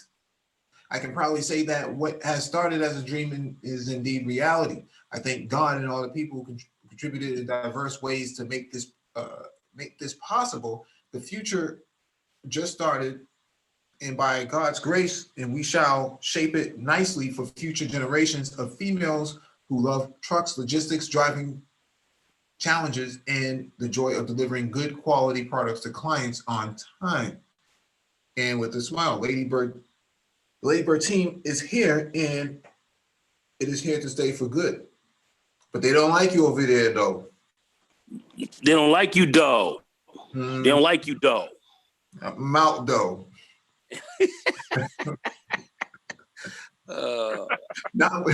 Notwithstanding the challenges, she was able to enlist the first 12 Ghanaian truck drivers who got trained by the Ghana Armed Forces Mechanical Training School. in partnership with the West Africa Training Academy. 11 of the ladies successfully graduated as truck drivers following a nearly 4 months of training at the Army base.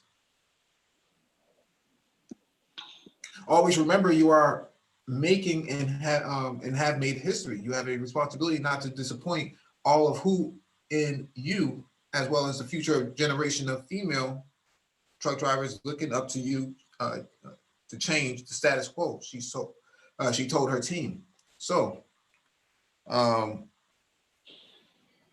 what they don't tell you is that Scania has automated trucks that they plan on delivering to Lady Bird Logistics.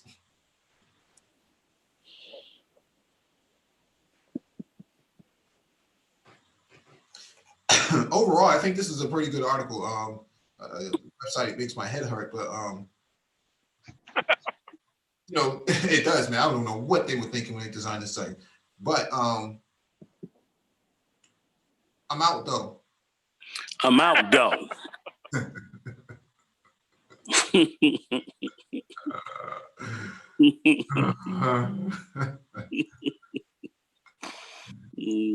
don't like you over there though. They don't like you over there though. Mm-hmm. They don't like you though. Mm-hmm. We need a black politics though. Mm-hmm. Crazy. Insane in the membrane. Mm-hmm. But they sitting up in there with 2,500 people in their chat talking that bullshit. Mm-hmm. Pisses me off. Yeah, trucking is a big thing in Africa, man. It is. Oh yeah. It's a really, really, really big thing. It's very lucrative, man. If you can move the goods on time. The problem is that the roads are not fully paved out. They still are riding on dirt roads in a lot of places. And so trucks have to drive a lot slower than they typically would have if the roads were paved. And That also says overheads are going to be high because you're going to have a lot of repairs. you know, the goal says keep your overhead low. If you overhead low, your savings high. Yeah, but their overhead is crazy high. So Alaska's like that too, man. Oh yeah. Like I took a load from like Texas to Alaska, and it was just like that. Mm-hmm. You couldn't go over 25 miles an hour on some of these roads. They are like unpaved roads, so yeah. Oh yeah, crazy. I'd never do that again, but yeah. Yeah, you blow a tire out there, you're gonna be out there for a good minute. So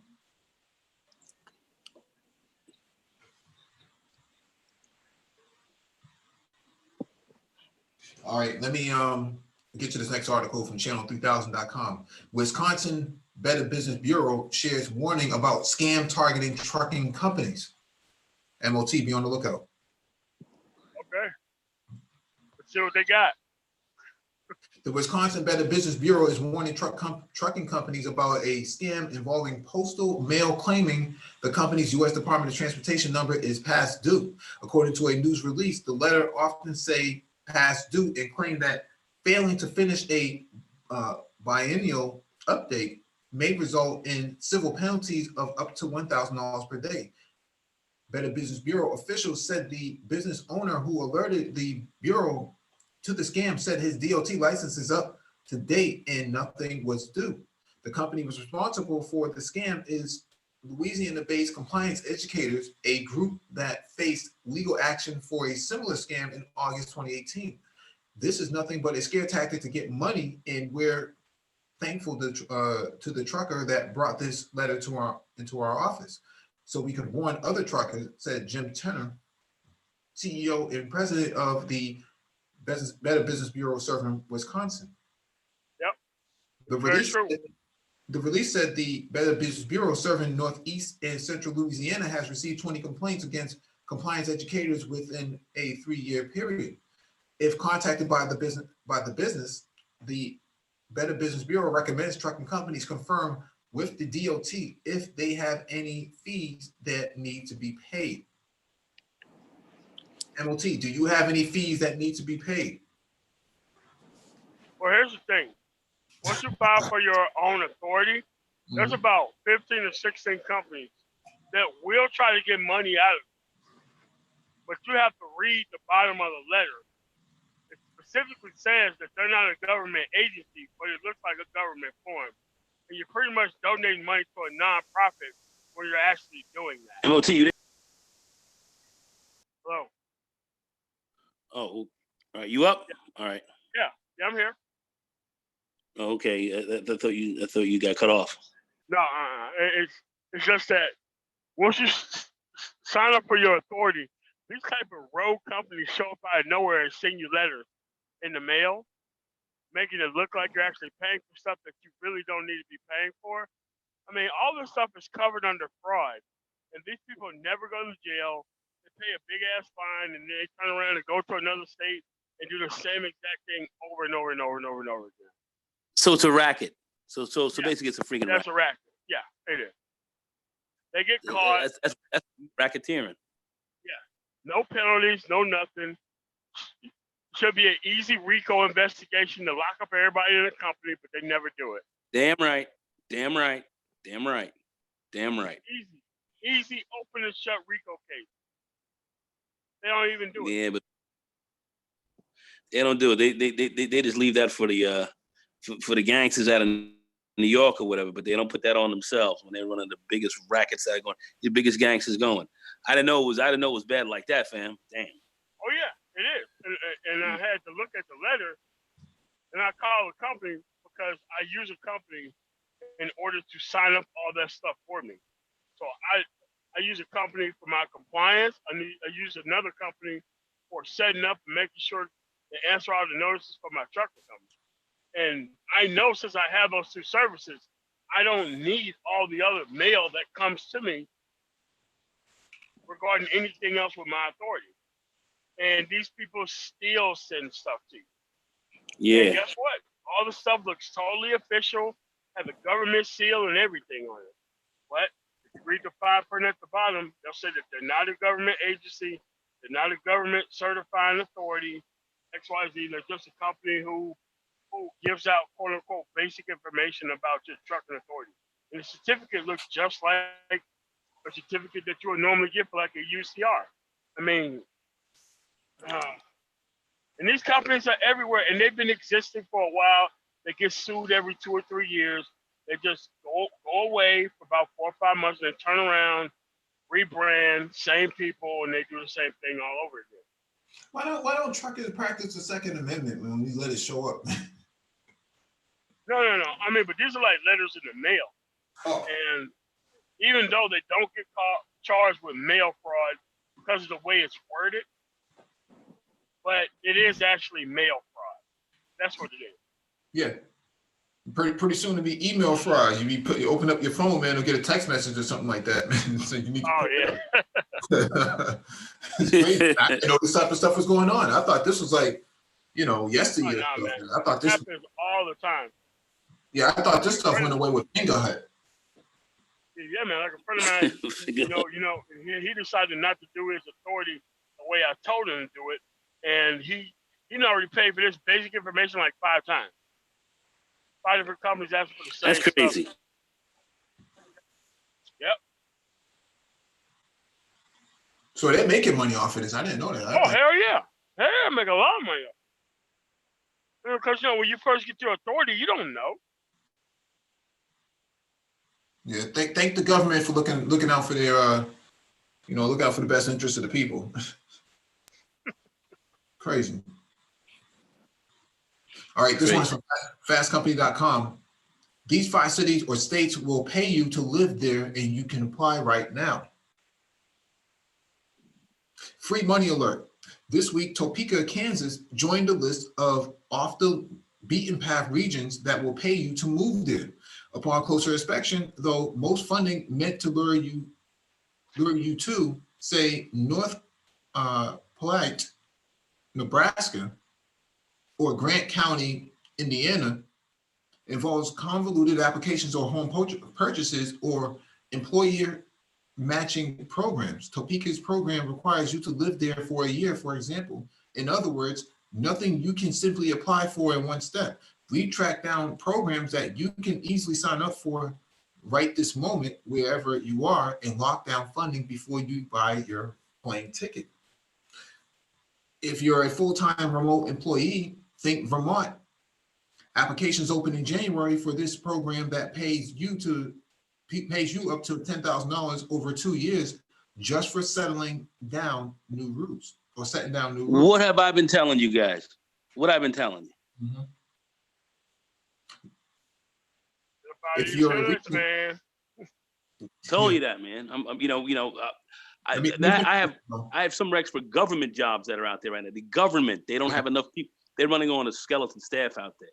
Yeah, brothers, y'all should be looking at that. But anyway, go ahead. Let me finish this. If you're a recent grad or went to college in Maine, Opportunity Maine pays off your loans in a state that refunds recent grads for loan payments.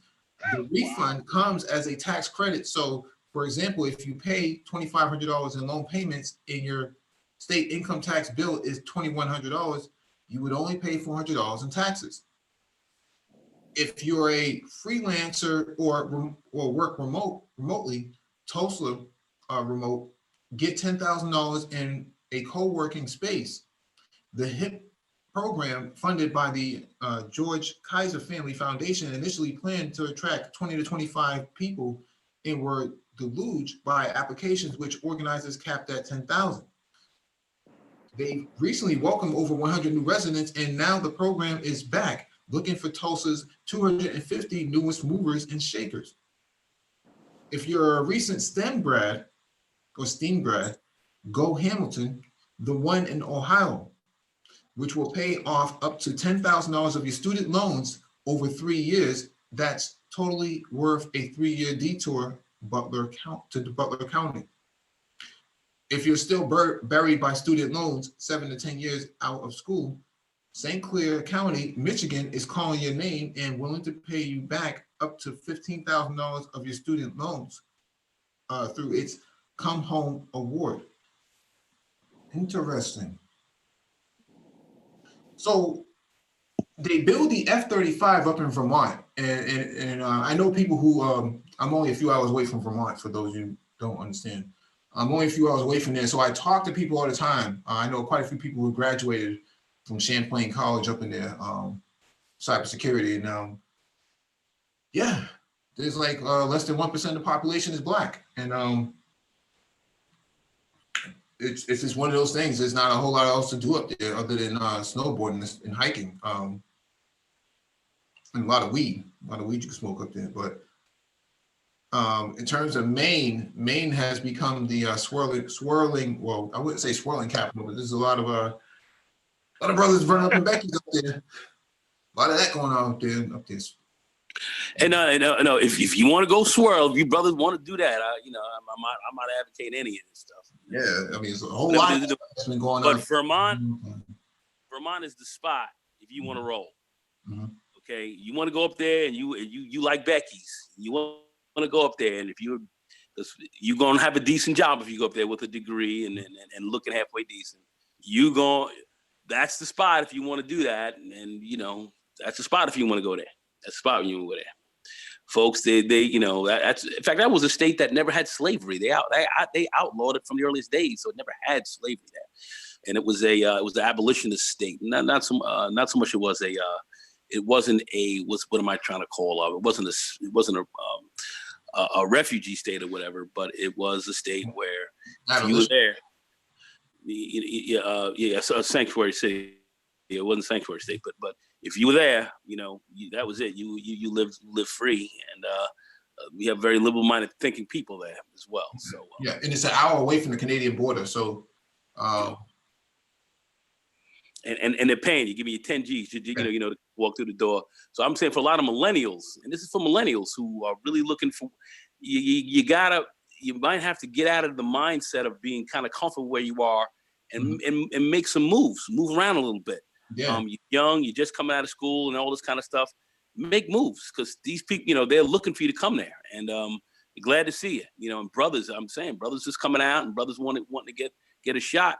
You can definitely go there, and you're not going to have a hard time. I mean, yeah, there's a lot of mayonnaise, but you're not going to run into the hating. If it's not like going down in the Mississippi, or the Delta, and running with them vicious savages down that way. I'm talking about up there.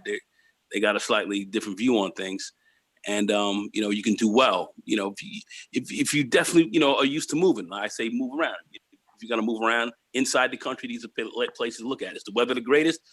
No, in the wintertime, you're gonna have some snow. You snow bunnies. So you're gonna be a snowman for a while. 6 months is gonna be on your ass. But summers up there beautiful. There is stuff to do. So just you don't have as many people because the state doesn't have that many people. You got under 500,000 people in that state, or just about. It's under. Yeah, but you be treated well, and if you guys marry one of them up there, grandma, grandpa, and everybody else, they will come to your wedding. They'll be there. So Yeah. without advocating that, I'm just saying, hey, I'm not advocating anything. Just it's a different look on the game if you want to do that, and there's money in it for you. So think about making some different moves instead of being locked in your one area and say, well, this is the only place I got to stay. You might have to get out of that mindset. You may have to be willing to move in different areas and go where the opportunity and money is. That's a smart move. It's a smart move for a lot of people. Yeah. And if you're writing up school loans and stuff, oh, come on, man. Come on, it's a no-brainer. Anyway, go ahead, Mike. No, I was just gonna say, keep in mind that there's a naval port up there up in Maine too. So that's what kind of drives their economy as well, outside of agriculture, like fishing and lobster and stuff like that. Yeah. Yeah. Let me see. Hamilton, Ohio. I'm not familiar with Hamilton, Ohio, but that sounds interesting for 3 years. But Hamilton, Ohio? Yeah. That's outside of Cincinnati. It's near Cincinnati. Yeah. I mean, some of these sound like a good deal. I think that that Michigan one sounds like a real good deal, man. 15,000. That's like the most I've heard. Yeah, that's good. That's real good. That's Butter Lake. Yeah. If I was just coming out of school and I had these issues, I'd be there, man. Yeah. I put 2 years in. I would do it. Shit. I'm out though. I'm out though. But I'm out. I'm moving from one place to the next place to the next place, man. Get my loan paid off. Oh, yeah. Hell yeah, that's a smart move. These millennials, a lot of guys, you don't have to be tied there. You don't have to get your throat cut right now. You don't have to. There are areas that you can go to and even up. And I would say take advantage of this stuff. Take advantage of it. Take advantage of it. It's there. Take advantage of it. It's too cold. Nah, man, get a heavy ass coat, man. Get some boots, man. Nah, man, it's You'll be all right. Yeah. You'll be fine, man. Ain't You no young. shit. Yeah, Ain't no yeah. shit, man. It's not like you can be running up and down the street, so it's nothing. It's not like that at all. Nah, man, you in the house chilling. You chilling, and they got nice gyms up there and all that kind of stuff. There's a lot of stuff. You got stuff to do, and folks are friendly. You walk in there, they're gonna be like, "Hey, how you doing? What's going on, everybody?" They all teethy. So it's not like folks are gonna be, against you. You don't see a lot of you. And if you a brother and you smart, you sharp, you doing right, you terribly on. So I'm just saying, be thinking about this. These are options. They're options here in the States. They're options. Mm-hmm. All right. Go ahead, MLT. Yeah, I went up there right after Christmas. I was up there a couple of days. Mm-hmm. And I liked it, man. It was pretty rural. Everybody was nice as hell everywhere I went. And it was great. I liked it, man. I had a client up there. I went up there in Valentine. And I was talking with some folks. I just went into a diner, and people, hey, how you doing today? Pretty nice looking lady too. Hey, they were all teethy, chilling. It is, you're not running into any bullshit. I mean, folks they're talkative. They're gonna talk to you. They're nice. They're nice. And if you're working and any brother who's gonna go up there, he ain't gonna be somebody laying up. It's gonna be somebody who's going there to work. You're going there to work. So you're gonna have a job. That's a working place. Like there's no place for people to be chilling out up there. And you got, and this is the thing. There's more work than you can handle. There's more work up there. They don't have enough. Not like people the to handle Dakotas, the job. man. Like everybody works in that area. Like there is no, there's no homelessness. Like I didn't see no homelessness. There is places for people to work. You don't have it. There's no homelessness because how can you be homeless? A homeless guy's gonna get a job up there. Yeah. So you're going to work. You're going to work, and you can save your money because apartments. What are they running? You can get a nice apartment, nice 1 bedroom, $650. $700. Oh yeah, easy. Yeah. cheap, man, cheap. Food cheap. Yeah, You riding high. Yeah, Dr. Phoenix says that every single one of those states have a massive healthcare provider shortages. He's right about that. Absolutely. Yeah, Absolutely. yeah. Absolutely. I know some people who do live in New Hampshire. They cross back and forth to Vermont, man.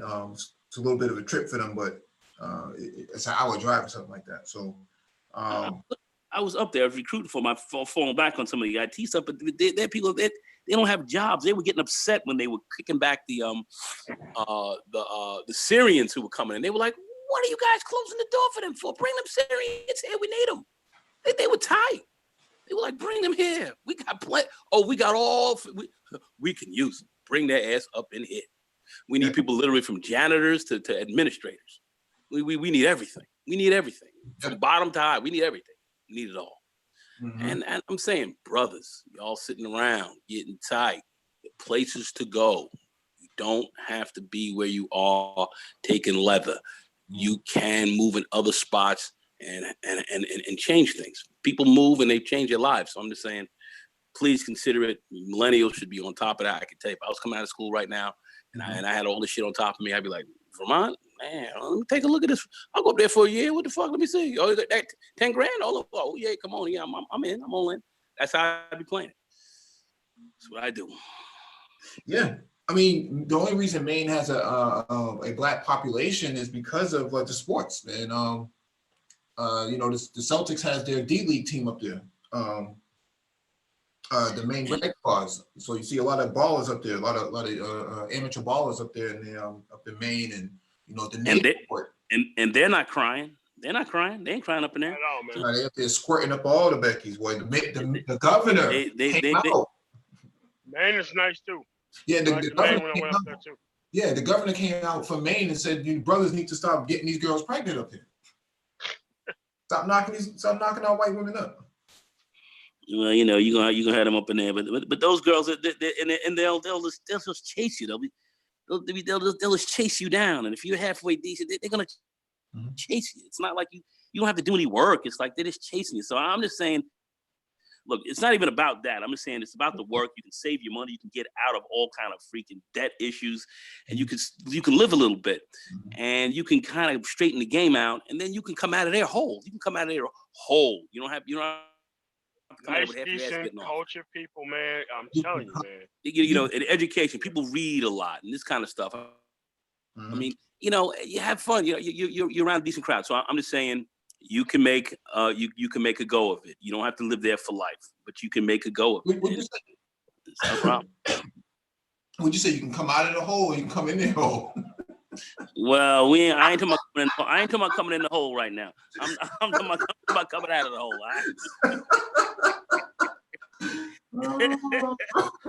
But I'm out though. Mike, but I'm out. I'm out. Cream pies in Maine, man. Oh, Mike, you the illest, dude. You the illest. Damn, Mike V Mikey V the illest. Anyway. What's going on, man? Oh my gosh, this dude is ill. Oh my gosh. Oh my god. This dude is OTC, out of control. Anyway. Yo, what's going on, Dr. Phoenix? Hey, what's going on? Dr. Phoenix, what's up, baby? What's going on? It's been a while. Sure. Yeah, what's going on? Hey, all those states you listed, those are actually states that actually have serious, I was saying this to Rael in the chat, but they have serious healthcare provider shortages. So brothers that are maybe fresh out of med school or fresh out of residency, med school and residency, you got some loans.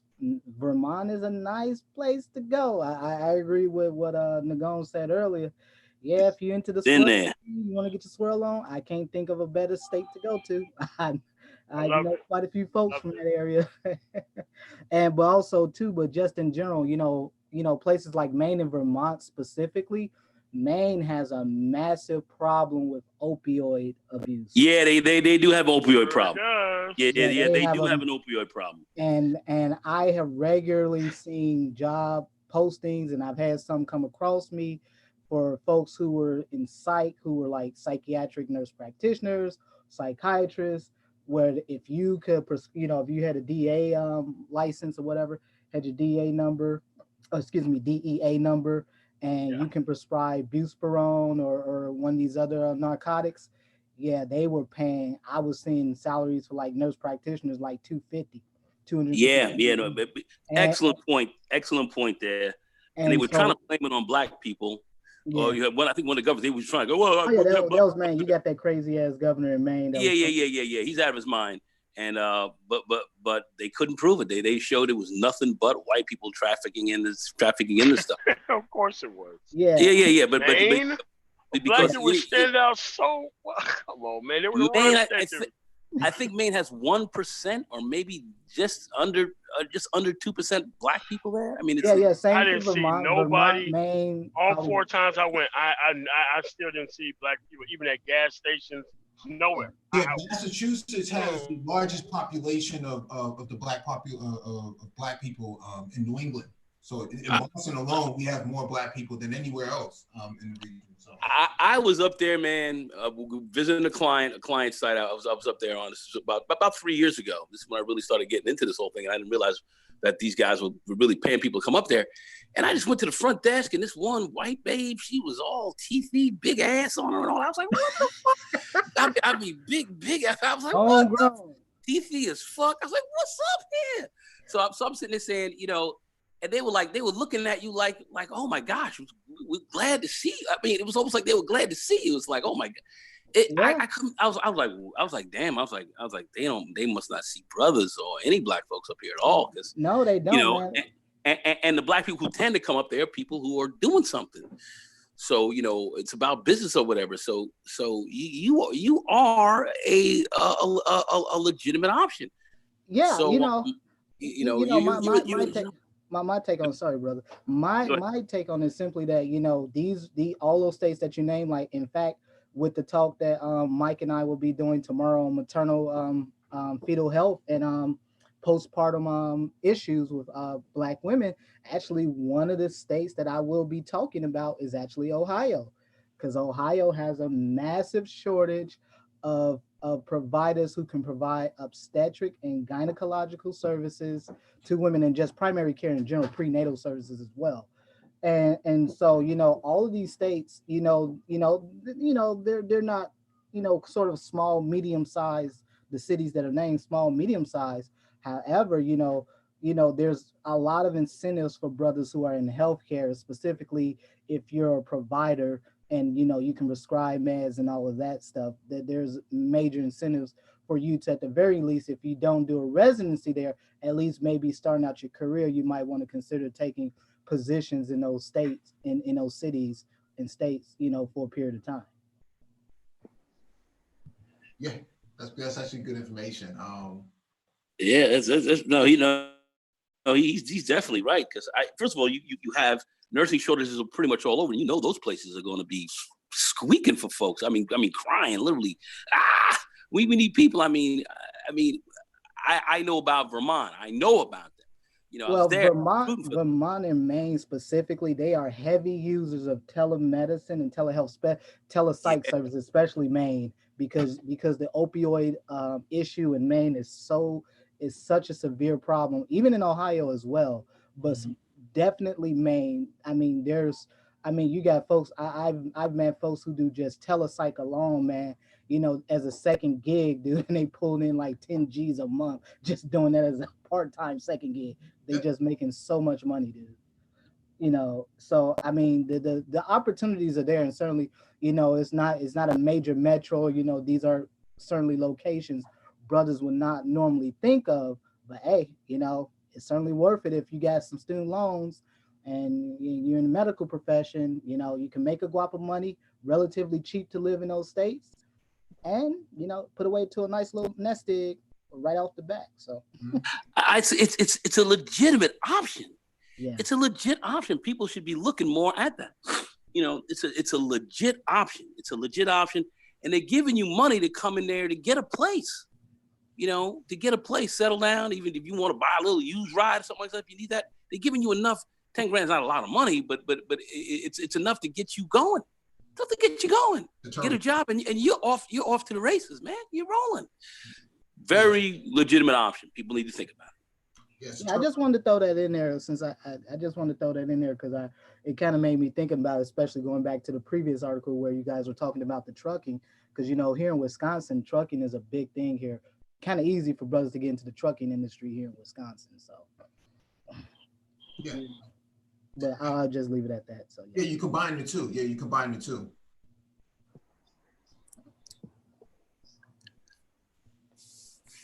All right, let me get to this next article. This one's from CNBC.com. Use these 4 steps to build an emergency savings fund. Create a budget. I think we've gone over this already. Yeah, we already went over this. Let me jump to this next article.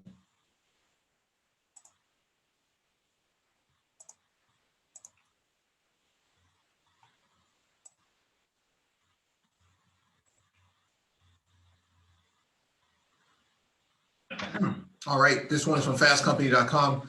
Visa credit card warning, thieves are remotely stealing your data from gas pumps. We covered this earlier in the week, but I just want to put more emphasis behind it here. Yep. This coming weekend, millions of Americans will take to the roads to visit friends and family for the holiday shopping at numerous gas stations along the way. But a new report from Visa warns that unsuspecting travelers who pay at the pump with an old magnetic magstripe card risk having their account details stolen by a group of hackers. Visa says the hackers are exploiting a weakness in the point of sales network's gas station use. The hackers have been able to infiltrate the point of sale network and have installed their own card scraping software on it. When customers swipe their cards at the pump, the hacker software intercepts the card details en route to the point of sale network. The hackers can do this because the magstripe card data isn't encrypted. There are a few ways users can cut their risk of falling victim to the threat. The first is the most cumbersome. Don't pay at the pump and instead go inside and pay the cashier directly. But an easier option is if your card has a chip in it, use that method to pay instead of swiping it. Data sent by the chip is generally encrypted, which means the hackers software can't steal your info. This is very sophisticated operation by these criminal organizations, and it takes a lot of effort to do it.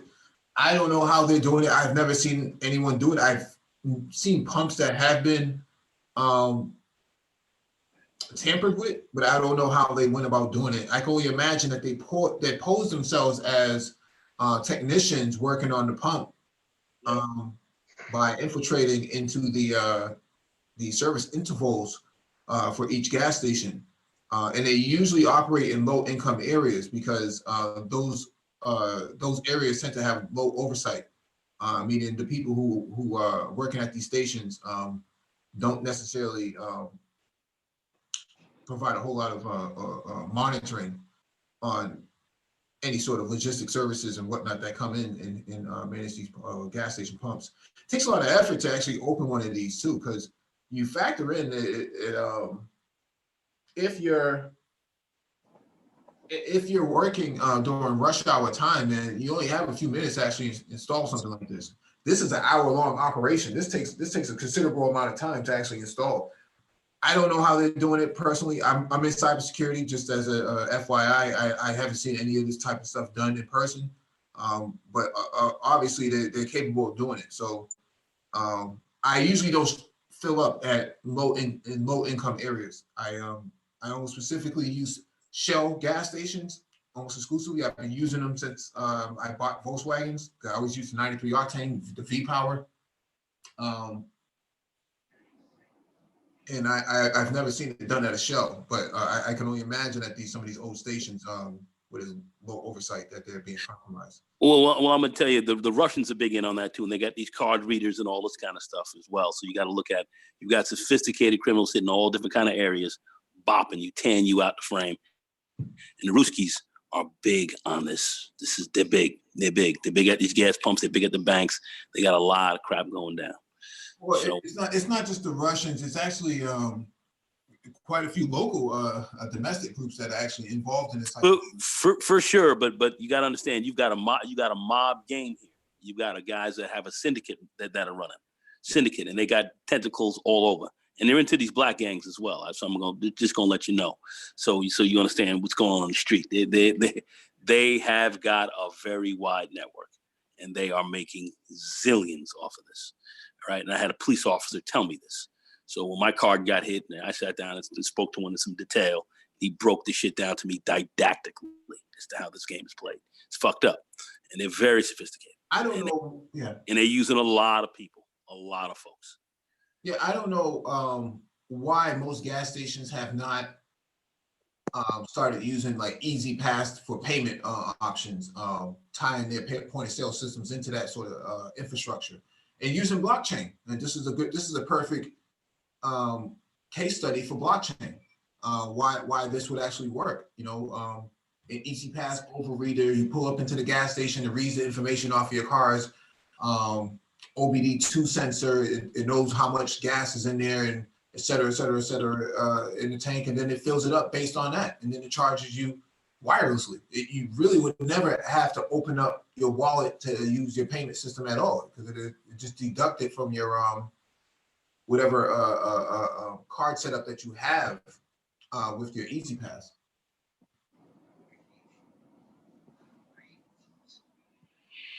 Yeah, I mean, so yeah, I mean, there's a lot of criminals out here. There's a lot of money in this card game, and it measures in the trillions. So you got to understand what's going on. A lot of people trying to get a piece of that action. Yeah, and there's big players in there who've got some extraordinary networks. Mm-hmm. Well, gas stations are one thing, but they also hit the the bodegas in the hood too. A lot of those bodegas get hit real quick too, because those ATM machines that they keep in those bodegas that charge you, $10 for a withdrawal because it's from some rogue bank. Yeah, those are ones that get hit too. Yeah. So, So tough business. Yeah, a cashless society, man, couldn't come any sooner. Bring on the UBI. But I'm out though.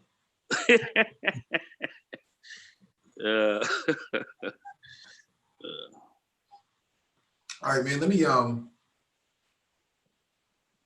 me look at some jobs real quick, man, so I can. What's your preference? Actually, let me just go to Indeed. And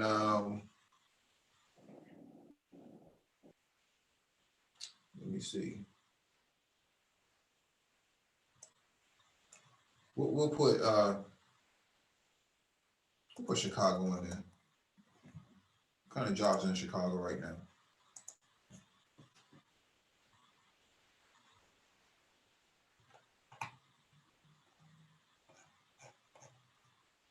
Mike, these are jobs in what industry in Chicago you were looking for?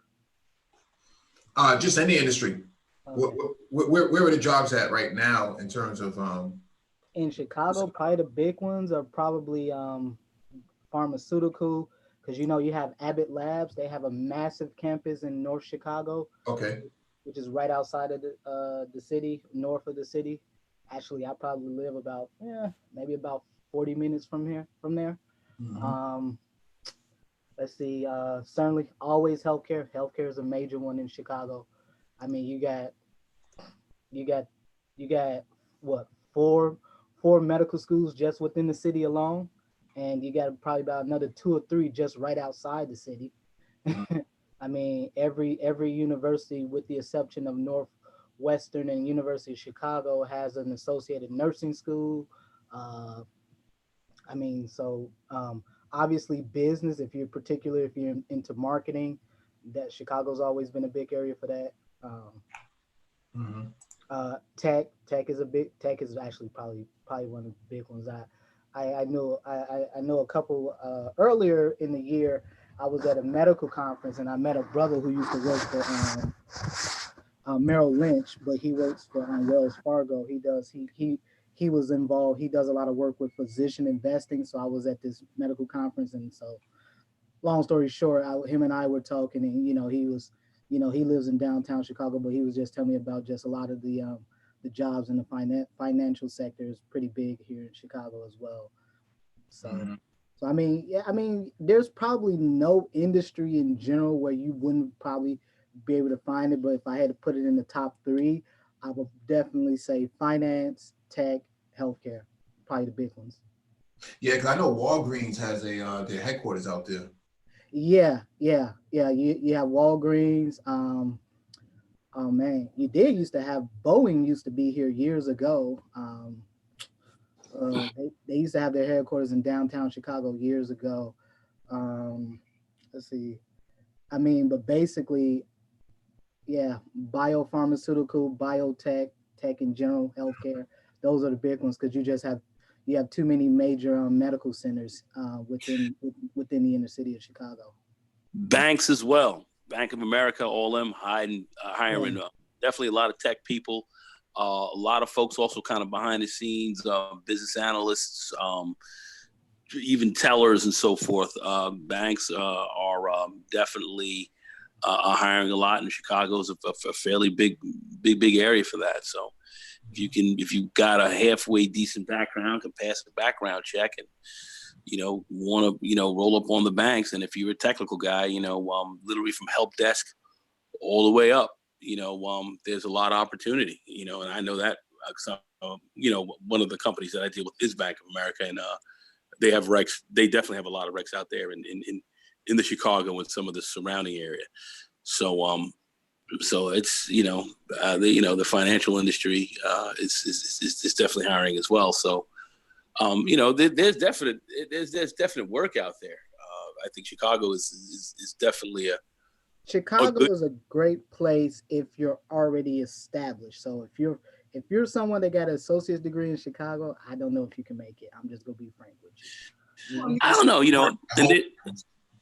and see, a lot of people don't want to mess around with sales, but see, there's a lot of sales opportunities where companies will hire, even from the recruiting side to selling other types of product, which is lucrative. They may not pay you a big base salary, 25,000, 30 grand, but if you're a go-getter, you want to stand business, you know how to deal with people, you want to start learning some of the sales techniques, understanding consultative selling, strategic selling, and so forth, and begin to make that a little, a part of your trade. You can make 60, 70, close to 100 grand. Well, First year in, depending on what you're looking at. So sales is big. A lot of people don't want to look at that. I don't want to do sales. I don't disagree with that. My only thing about it is that simply that Chicago is one of these places. People don't, people really have to really think of Chicago as kind of an anomaly in the Midwest because it's a city that, in terms of affluence, is more akin to like DC or New York. Yeah. That's for sure. It's a city where if you're making 30, 40 grand a year, you can't really make it. And I used to, and before I went to Australia, like I said, I grew up in Chicago, but I was living on the north side of Chicago.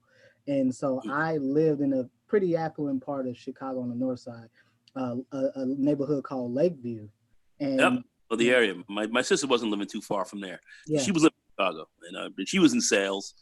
She was a go-getter, man. She was killing it. You can find a one bedroom in that area for less than 1,500, 14. Yeah. There's no question about that. I'm not saying that that you're gonna that it's cheap to live in certain areas. I would totally agree with that. Because when my sister was there, she had two roommates, and so they were splitting up the money to live in a spot. And then she started to get much more on her feet and got a lot better. She was able to kind of move out. But yeah, I know Chicago very well. That was the headquarters of my frat, Martin Luther King Boulevard. I was rolling up around there a lot. I mean, I know the area. You know, I like Chi-Town. You know, Yeah, and it's kind of interesting because town, sure. before I had left at the time, I was talking to this young lady. She I think she was in like a third year med school, but she was doing her clinical rotations at some hospitals in Chicago. But she had this little studio apartment in Lincoln Park. Anyone's familiar with the Lincoln Park area? That's Yep. probably considered probably the richest neighborhood in the city. But she had this little, it was literally a shoebox. She was paying like $1,300 for a month. But I It must have mean, been historic. oh no, it was crazy. She was paying a lot of money in rent there. But I say that to say that, you know, typically some of the more traditional areas of, you know, industries of employment, you know, finance, Chicago's always had a big finance. Yep. That's for sure, by far. Healthcare always been a big one. Again, you know, you have the UC system, you have the Rush University, you have University of Illinois, you have the VA system there, you have Northwestern, you have Loyola. I mean, they're pretty much within just the actual city itself. You have at least 4 or 5 combined medical schools, nursing schools, and schools of allied health. So I mean, there's a lot of options there. Pharmacy. So yeah, I would just say in general, if you're in tech, finance, healthcare, Chicago is a good place to be, especially if you got some experience under your belt. And I would say people keep their mind open to the sales process. Keep their mind open to that, because selling is can get you very well paid as well. Financial, you know, selling financial products and that type of thing, they'll get you in. And you can start, you know, they're not going to pay you a huge amount of money up front, but you start to, start closing deals and start, getting somewhat successful at selling. You're definitely going to be in 6 figures in your first year. You can definitely get there depending on what companies you work for, but you can see that. So, and they like young, hungry people. So, that's a perfect town for that. So I would say, definitely think about it. There are a lot of options, but I see a lot of people don't want to mess around in the sales arena.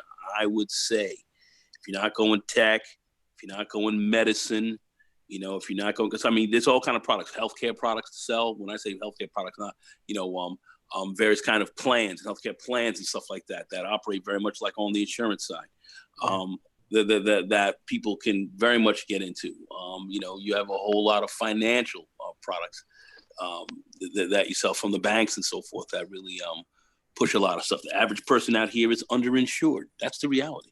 Average human being walking around here is vastly underinsured, but they don't know it. Well, and if you understood how to sell this, you can make a lot of money with this. That's the bottom line. Most people are vastly underinsured. They really are. But yet, and they see that when something ill happens. But certainly, it's a lucrative industry. People should be thinking about that. So, look at some different career paths. Get off the beaten path that a lot of people may be. Well, I want to do this, want to do that way. Take a look at this. Maybe examine that. Try that out for a year. See how that works.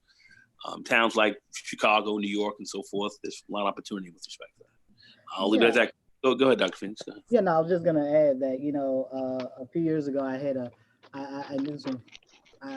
know some folks who had went to some schools in Chicago, and they went through they did like an associate's degree in nursing. Because I bring this up because I think this is a very important thing to make, and this is true of pretty much most of your major metros you'll go to in this country. They had an associate's degree, so they could not find a job in Chicago because those hospitals will not hire a nurse with an associate's degree. They're only looking for nurses with bachelor's degree or higher. And so, I bring that up because again, you go to states like even Minnesota, Minnesota major problem with, you'll have a very difficult time finding a job if you're a new nurse and you just got like an associate's degree. You'll have a very difficult time up there. I know for sure in New York that's a you can't get hired in that area without if you got an associate's degree, even though they do have a lot of programs there. But you have a lot of programs, and they bring a lot of nurses in with associates, and then they hire them in. They get into these programs to get their BAs and BS, or to get their Bachelor of Science. And they knock them out in about a year and a half, 2 years. They're up in here like crazy. And these Jamaican women, and they make these Haitian women and all that, they are eating this shit up like fucking Mama Leone's lasagna, bro. They going ham up in here on that. I would actually, that's a good point, because Chicago doesn't get a lot of credit, but Chicago is a very heavy immigrant city, very heavy, especially you go to the north side of the city, very heavy immigrant, a lot of folks from the diaspora. I knew a couple brothers back in the day, made a lot of money back in the real estate game in Chicago back at the turn of the century. And you know, they were Nigerian. You know, in fact, one of the guys I know, he had his lady was Brazilian. Had a cute little daughter though with her, but it was just kind of interesting because I know a number of brothers that were from the diaspora that lived in Chicago. Chicago has a very heavy African presence within it. So, you know, a lot of folks Yep. from Africa. And we have them here too, Nigerians. It's basically you have a lot of Nigerians, yeah, Haitians, Jamaicans, the Filipinas, and that. I mean, that's heavy. I mean, that's thick up in there, thick as a brick, and they're going ham with this, going ham. Hey guys, how you doing? Hey, what's going on, Joe? How's What's up? everybody? Chill. What's going on, Time. All right. If I could add, my 2 cents on this, I had like a lot of sales jobs during the course of, from like 20s and up. And at 30, I found myself as a banker, at Chase. I was a licensed banker there. And, being a banker, you really get to see into everyone's lives, right? Like, what do you do? And then look at their financial transactions to see how they're getting by, right? And I know that like after 30, I got married, I had children, I bought a house, and I'm like, I see like a lot of people coming in with not a lot of work and then competing with me. And I realized like, I need to be in a situation where I don't have so much competition. So I'm looking at all these different professionals coming in, and I'm like, what can I do that can make me a big fish in a small pond? You know what I'm saying? So I don't have to compete with so much people. So I'm talking to lawyers, I'm talking to doctors, I'm talking to everyone, right? And as I'm talking to these different people, I realized like one of the easiest professions that you can get into that you don't need a lot of schooling, you don't really necessarily need to do a lot of reading, and you don't necessarily have to be that smart, but you could do really well. And that was actually accounting, and at like 31, after like interviewing these guys, and I'm like, I'm talking to these guys, and I'm like, this guy is an idiot, but he gets paid good money, and I'm way smarter than him, but he's a professional, you know what I'm saying? He's a fish in a small pond, and, I'm like, this is what I could do. Accounting, honestly, man, as a black man in the field, we represent 9% of CPAs, accountants. We represent 9% in the field. And I don't mean tax work, because I hate tax work. I didn't want to do no real work like tax work. You know what I'm saying? I'm talking about auditing, internal auditing, external auditing, government. There's so many things. Like anytime somebody hears an accountant, they're like, yo, oh man, he does taxes. Like, yo, I don't do those stinking taxes. I hate taxes. You know what I'm saying? But literally, like you can do auditing, and that's like really good money. You know what I'm saying, with an accounting degree, which I think a lot of us should, as like black people, we need to go into, because it's finance. We don't have enough people that really know about finance like that. Are you Series 7 certified? Huh? No. So Series 7 certified. Accountants are CPAs. No. Right? I know the difference. I'm asking, have you been Series 7 certified? No, as a banker, I had my Series 6 and I had my Series 63, which is like root bylaws. Yeah, I have my 6, which I can sell package products, which is like annuities and package investments. You didn't take your 7. You haven't taken your 7. No, I wasn't a stockbroker. I was a banker. I was at Chase. I was a licensed banker at Chase. Okay. So, but like I was saying with the accounting bit, right? I don't want to take too long. No. You don't need a lot of you don't really need a lot of credits. You don't need master's degrees amount of credits. You just get it. You can get it with your bachelor's. You just have to have you need 150 credits, which is like just finding out what you want to do, which is a whole bunch of credits. And then you need like a certain amount of accounting credits, and boom, you can be working in an accounting firm. And the cool thing I got to tell you, because I've been in this field now for like 6 years, the cool thing about accounting is that, like, if you want to travel the world, go be an accountant, because these firms will place you wherever you want to go. And because the company, like, because the economy is doing so great, like, competition is like non-existent. I'm like constantly getting harassed to go work for this company. They'll give you $10,000 more here. They'll give you $10,000 more there. You'll start out at $50,000. After 2 years or so, you move companies, you'll jump 20 grand. You could start out at $60,000 if you go with a big company, but I ain't want to do that. 3-4 years, you're 80s and 90s, easy. And you're not really doing no sick hour. Like, it's not that hard. It's just a bachelor's degree. You know what I'm saying? You go to a couple of networking events, right? You get in, and then after that, you're like, yo, I want to work in Brazil. Yo, I want to work in Florida. Yo, I want to work in California. And these companies will just let you work there for a couple of years. You know what I'm saying? They'll pay everything for you, And again, it's not really hard. Auditors don't really do a lot of math. We basically, like, what we do is we test controls. You know what I'm saying? We test to make sure that, they're doing what they say that they're doing, and what their numbers are that they say that they are. We just re-add them up. You know what I'm saying? It's just regular, it's simple work. And after you got like a couple of years of that under your belt, auditing and finance is one and the same. If you go get a finance degree, you can't do accounting. But if you have accounting, you could do finance. You know what I mean? So then you can move into private banking if you want, because you have an accounting degree. You know what I'm saying? Or what were you doing? You're looking at financial records the whole time. So it's a really easy move to get into the business world, and don't have to do a lot of schooling, and you really don't have to be that smart. And then once you understand how to read a financial, you understand how to read a company's financials, most of these CEOs, most of these big guys that are around, they all have accounting backgrounds, because they know how to read a P&L, profit and loss statement. You know what I'm saying? They really know how the money comes in and how the money comes out.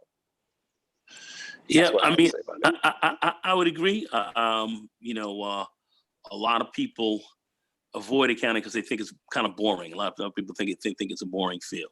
It's just dealing with numbers and dealing with that. But when you explain about the whole auditing piece and all that, which I'm very much aware of, I would definitely agree. I think that's definitely a great option that people should consider as well.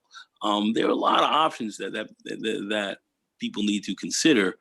I just think the big problem with what happened with a lot of millennials, you're just getting back to that, was a lot of people just weren't really focused on much when they came out of school. They thought they can get a degree in fine arts, or get the classic history degree, or I'm getting a degree in poli-sci. I'm in poli-sci. They're getting their poli-sci degrees. And then you came out, and it was they had nothing for you. So I think those who were more strategic, went to school, were more strategic in looking at various certain types of fields to really get into. They were the ones who did better. People who got their degrees in nursing, people who got their degrees in accounting and finance and moved into those areas. People who got biology degrees or whatever, specifically to go into not only nursing but into medicine or pharmacy or something like that. People who were directed, but there was a lot of people got fine arts degrees. A lot of people got history degrees. A lot of people got and it hasn't really done a lot for them. So I think that's where we've seen a real big hit in the industry with respect to education. Just charge people zillions of dollars for these degrees that weren't paying off. So if I could say something about that, it's interesting because, like, I was talking to a cousin of mine, and she's real young. She's like 20s, young 20s. And I'm like, what do you want to do? And she was like, I don't know what I want to do. And I was like, listen, it's very simple to figure out what you want to do. Find out what makes money and go do it. Don't do what you like. Do what pays you.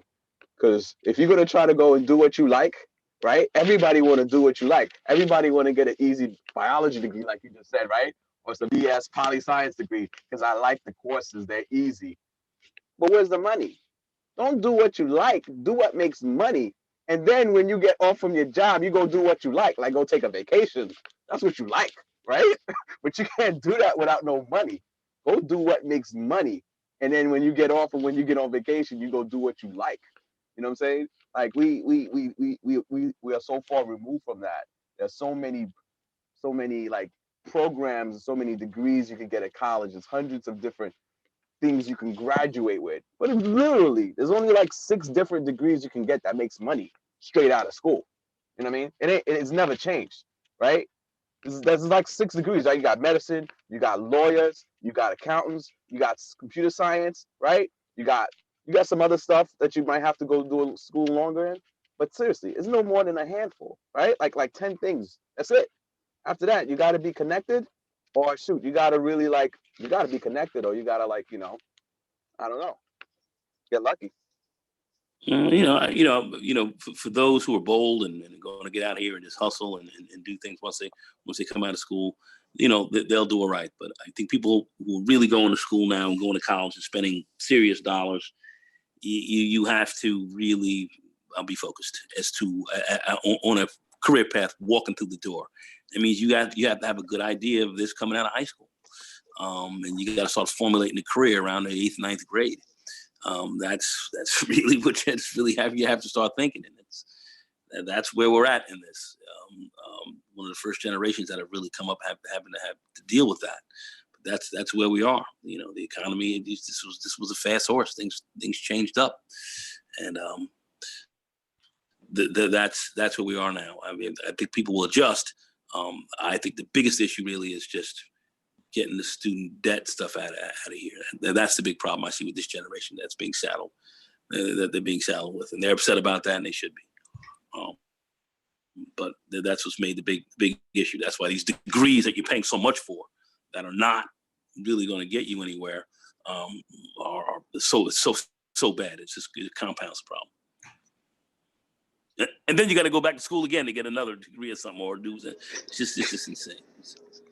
You got to get a real degree, right? You got to go back to school to get a real degree.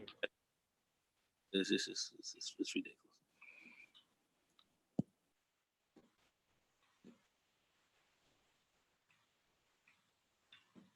I'm gonna mute myself because I'm in the supermarket now. I gotta grab some OJ. So hold on. Yeah, don't eat any grapes. Thank for it, man. Let me bring this next person in, man. Hey, Mike, I got to drop off. I got someone coming through, so I got to get out of here. So all right, man. I will see you guys manana. All right. All right, we'll wrap it later, man. You got it, brother. All right, later. All right, later. Later, Nicole. We got a G's on the panel, man. What's going on, man?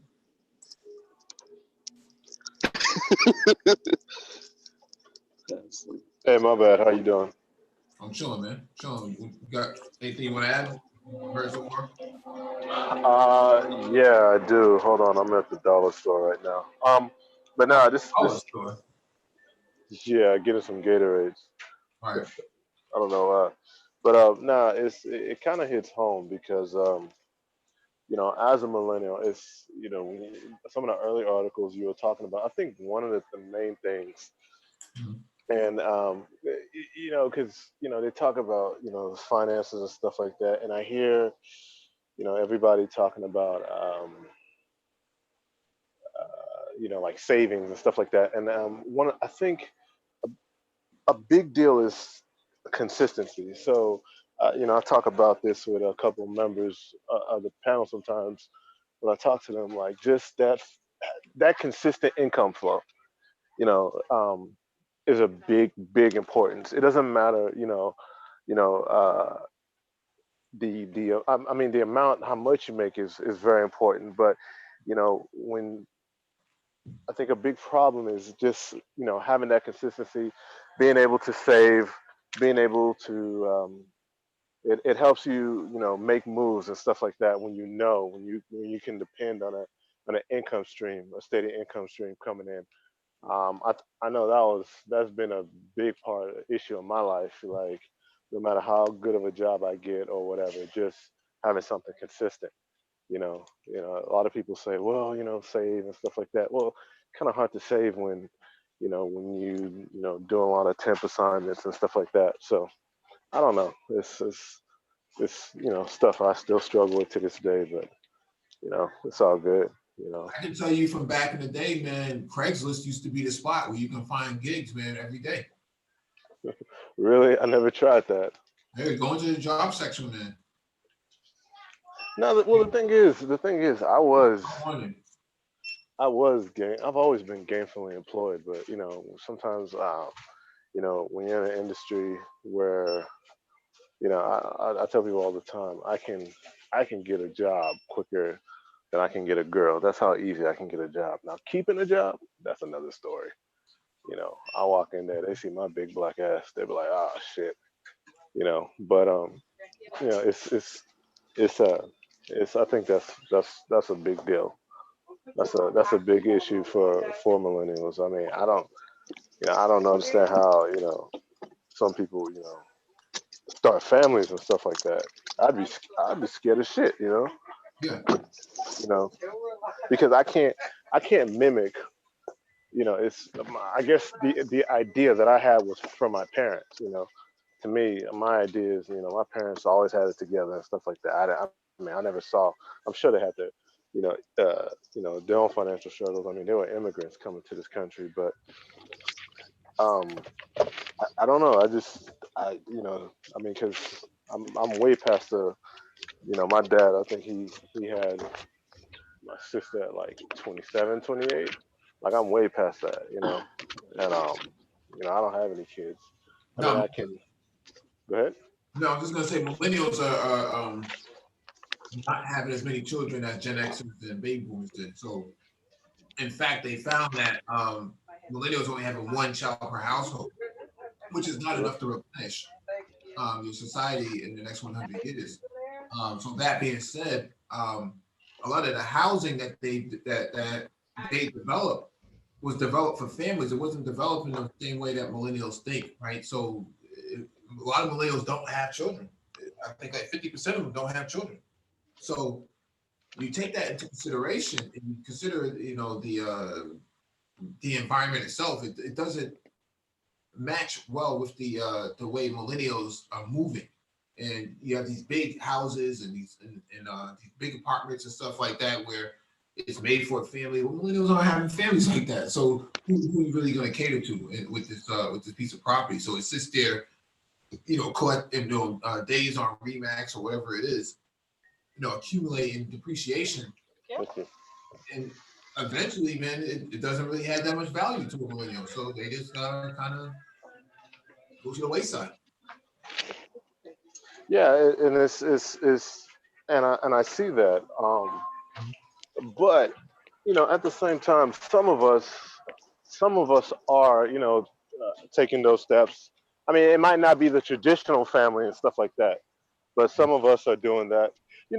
It's funny because when I was in my one of the things that I never did, and I think this is kind of a unfortunately, a lot of brothers, we have to use this as a kind of like a buffer in this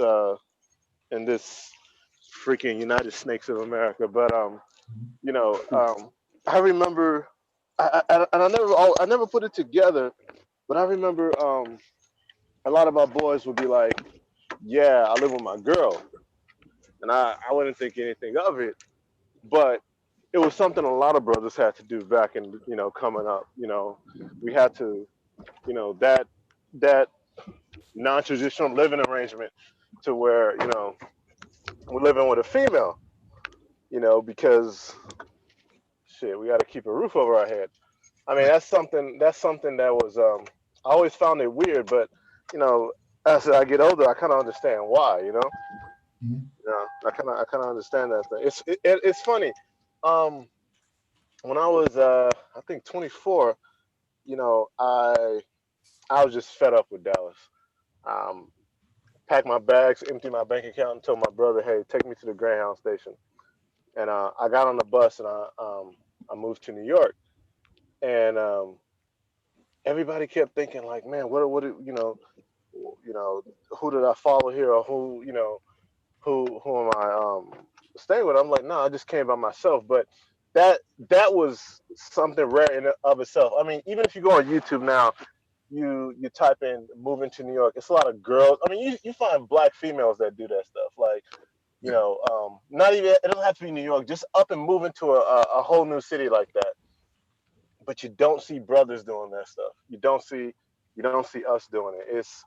It's one of those. In fact, I think the one time, the only time I saw um, a video about brothers up and moving, they were the LGBT lifestyle. You know, it wasn't, you can't find just a straight, you know, you know, straight brother that to do something like that. I mean, it's rough out here. It's not easy, man. It really All isn't. right, let me cover these last few commodities and then we'll close it out. All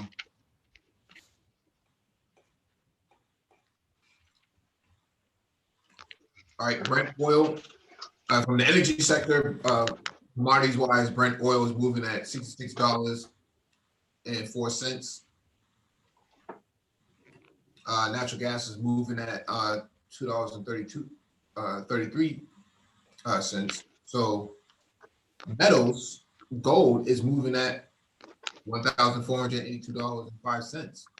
Silver is moving at $17.26. Copper is moving at $2.80. Platinum is moving at $912.15. If you look at the staples, agricultural staples, coffee is moving at $130.78. U.S. These guys.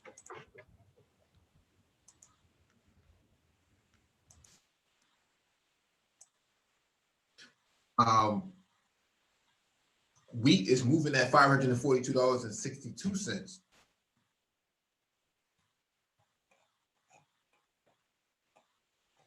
So gold is still considerably cheaper than Bitcoin right now. We can go to coin market cap rate real quick. Actually, we don't have to do that. We can just go straight from this page. Crypto.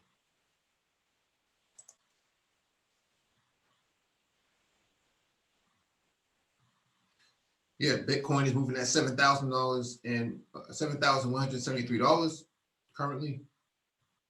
Ethereum moving at $127. XRP is moving at 19 cents. Tether is moving at $1. Bitcoin Cash is moving at $186.01 or 61 cents now. Litecoin is moving at $39.81. So that's the cryptocurrency market for right now. When I compare gold's value to Bitcoin, it's not one for one. In my opinion, until Bitcoin is one for one with gold, I'm not a big advocate for it at all. I just don't see the value in it. Hey, Mike V, I got a question. Yes, sir. You talked about earlier in the panel that you got a degree in information science. Were you a non-traditional student, or did you do the traditional after high school, go straight to college that route? I dropped out of high school, got my GED, and then went to college. Oh, then went to college. Did you? I guess when you were going, did you accrue, get a lot of student loans for it? Yep.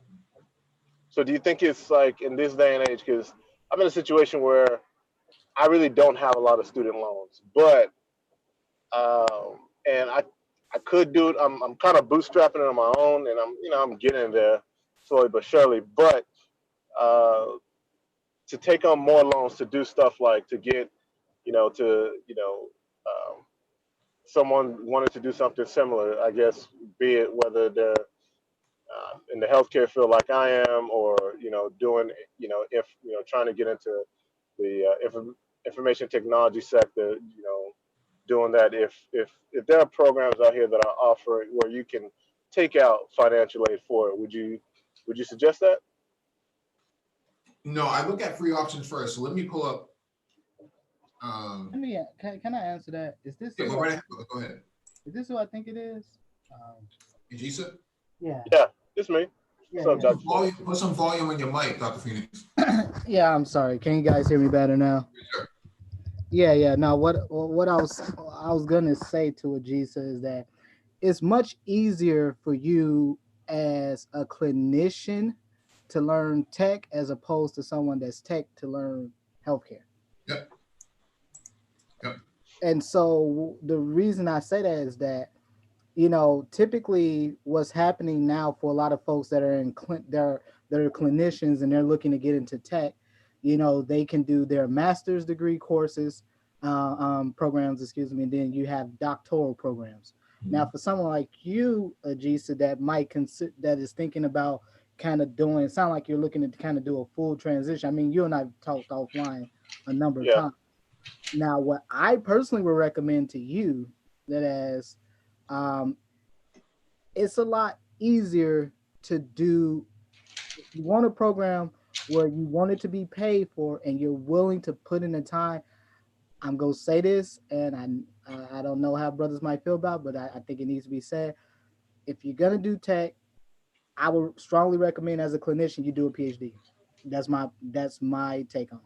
I mean, I'm not even talking about not even making a full transition. Even in the nursing field I'm in, And that's what I'm saying. And I've that's I've had to sometimes sit. I remember I sat out a summer because I didn't want to take out a loan. I was like, man, and I missed the deadline to make a payment because I think my payday didn't fall on that day. So stuff like that. I only have like maybe $7,000 in student loans. I mean, that's nothing. I can pay that off in a month if I really hit it. But I see how long is when I reflect back and look at my life. I'm like, man, if I had just taken out some loans and stuff like that, yeah, I might be 50,000 in the hole, but I'd be a lot farther. You know what I mean? Here's the thing, brother, and this is kind of the thing about healthcare. You know, this is true of pretty much most industries, but certainly it's true of people in healthcare that are looking to get into tech. Your ability to get into tech and healthcare is going to be directly related to whatever your clinical experiences are. Yeah. So, for example, if you're someone like for example, I use myself as an example. You know, I used to be a nurse, but my background is all in critical care. And Super Triz has talked about this before because he's considering going into informatics and stuff like that. And where, you know, they were asking him to have sort of a critical care background. And because why? Because that background is pretty much the crux of dealing with clinical care. That is what clinical care is critical care. So ICU, inpatient medicine. That is that is clinical care. And so when you hear stuff like, oh, well, we're looking to embed AI into Epic systems, into EHR, EMR, to do preventative measures, to diagnose conditions before they have, they're talking about folks within that ICU critical care setting, so inpatient settings. And so again, so for someone like you, this is what we were talking about yesterday, I believe, where it is very important for you to get into critical care because again, whether you're a physician or a nurse, a lot of your ability to do a lot of these tech programs are very much going to hinge on the fact have you had critical care experience or you've had oncology experience. I would throw in oncology too. Yeah. Because that's another major area. So for you, this is why I stress the importance for you, for someone that's currently in school, you really need to be trying to get an internship in critical care. Why? Because again, you get an internship. That's how I got into critical care. I started out, I told you before, I had an 8-month internship. I didn't have to apply for my job after I graduated. It was already there because I was an intern. So you get into that, then technically you can count that internship as experience. It's not that. I'm saying if I were just to take out a lump sum, because I have the opportunity to take out a loan. I haven't done it. Take out a loan unless you absolutely have to. Right now, In your case, brother, you don't need to. Unless you're going to completely do a 180 and completely switch careers, then I consider it, but then I would tell you you're wasting your time what you're doing now. Yeah. No, you know, So I'm not gonna for switch. right now, your best bet is to stay the course, continue doing what you're doing. Like I said, get into a critical care, uh, uh, uh, get into a critical care scenario. Get into a scenario where you're a critical care intern or whatever you have to do. So Very much. you think I should continue to bootstrap my nurse? So you're saying I should continue to bootstrap my nursing education? That's what you're saying. If you want to Pay go for it to out of pocket. if you want to go to school full time, brother, if you full time or you just kind of part time and you No, kind of I'm full time. It's just that I mean, it still costs. Whereas I can just take out a loan to cover it. I can cover my last 2 semesters. right You now, know, brother. it'll be like, Right now, I think you're doing an ADN program. You're better off just bootstrapping it. I would never tell anybody to take out a loan for ADN for an associate's program. Period. yeah. You're better All off. right. You're better off doing that. Yeah, most associates programs at a community college, anything under $10,999 is actually free for you, depending on your income. Yeah, I agree with that. But his That's income. the thing. I've always been right above that line. So I'm still poor, but I still make too much to have it free. Yeah, I need to claim some kids or something. Yeah, wait for the UBI. Yeah, you know, my personal recommendation, brother, just stay the course. Okay, Just yeah. continue to do what you're doing. However, this is why I typically champion for folks to just, if you can do it off bat, do a BSN program, because there are a lot more funding opportunities available to you, a lot of scholarships. However, now once you transition to a BSN program, brother, you're gonna have there are scholarships and stuff that you have available to you. But usually, this is why I champion folks should probably do a BSN off back, because again, if you do it off bat, you can get a lot of those the scholarships, the money is there. There are ways you can offset the cost of that. However, because you're kind of you're starting off as an LPN and you're kind of working your way up the ranks, you're going to pay a lot of that. A lot of that cost is going to be upfront for you. Yeah, yeah. I don't know. Sometimes I just think about it. Like I said, I started out in electrical engineering. I could have been an electrical engineer by now had I just, instead of trying to bootstrap my way through that stuff, just took out a loan and done that. But you know what I'm saying? I don't have I don't have what my peers have, what they're on in education. I don't have that problem. But like I said, I look, the more I listen to you guys, the more I hear the upside of just getting it done, knocking it out. I'm sure someone like Mike V, folks. This is why I'm a strong proponent of folks. I don't believe in, I know most Black people who become nurses, they usually start at either the LPN or associates level. Yeah. That's generally how most Black folks get into nursing.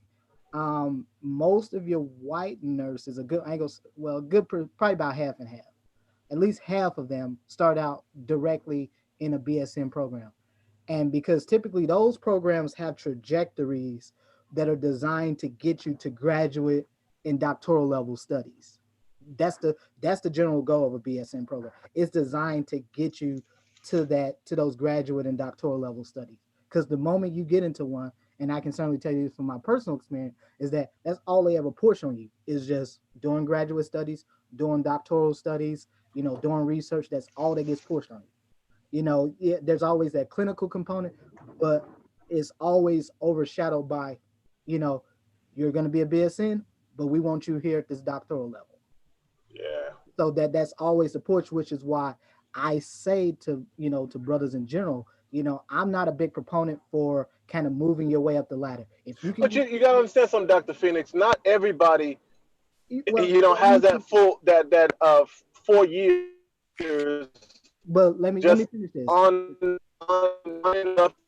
Of us start college, and there's always interruption points. For a lot of Black males, at least. Well, I'm telling you, I know it's always some interruption. Well, and I agree with you, because I'm telling you this because that is my personal experience. Like I said, a lot of things I'm doing now I could have done a long time ago. But my point is simply that it is going 4 years straight. I don't think we have the luxury, unless we're athletes or something. we don't have the luxury of going to school 4 years straight without some type of fire coming up that we have to put out. Well, here's the problem. Here's the problem. Here's the problem. If you want the honest truth to this, brother, and a lot of brothers have not figured this out yet. They only tend to figure this out once they're in their 30s. You're gonna have to learn how to. You're gonna have to understand. You're gonna be doing most of this on your own, brother. You're not gonna have a lot of support in this process. You're probably not gonna have a lot of family support. Most brothers tend to be estranged from their families. That's just in men in general, but certainly it's true of black men. Yeah. You're gonna be. It's a high likelihood that you're going to be estranged from your family. So you're not going to necessarily have that family support. So brothers need to get very comfortable that from the moment you hit 18, you need to have a goal and you need to have a plan for how you're going to accomplish that goal. And again, well, I will say this, the moment you turn 18, go ahead. Let me finish this, because this is why I'm not a big fan of folks kind of, well, yeah, I started here, started there, because why, brother? Because even by the time you done an LPN, you did an associate's, now you're doing a BSN. In that time, brother, you could have did the BSN and been done with it. Yeah. And that's and I get it, but it's gonna take a lot of upfront sacrifice on your own, brother. Look, I have a very similar story to Mike's. I got a GED, brother. I got a GED. It took me years to get to where I'm at now. But I'm telling you, that was a point in my life, man, where I had to make a decision where for me, it was all or nothing. Yeah. That's how it really is for brothers. And brothers need to be comfortable with having to bet. You're gonna have to bet big on yourself. Because what happens is that a lot of brothers keep rolling the dice, and eventually you're gonna pop up snake eyes.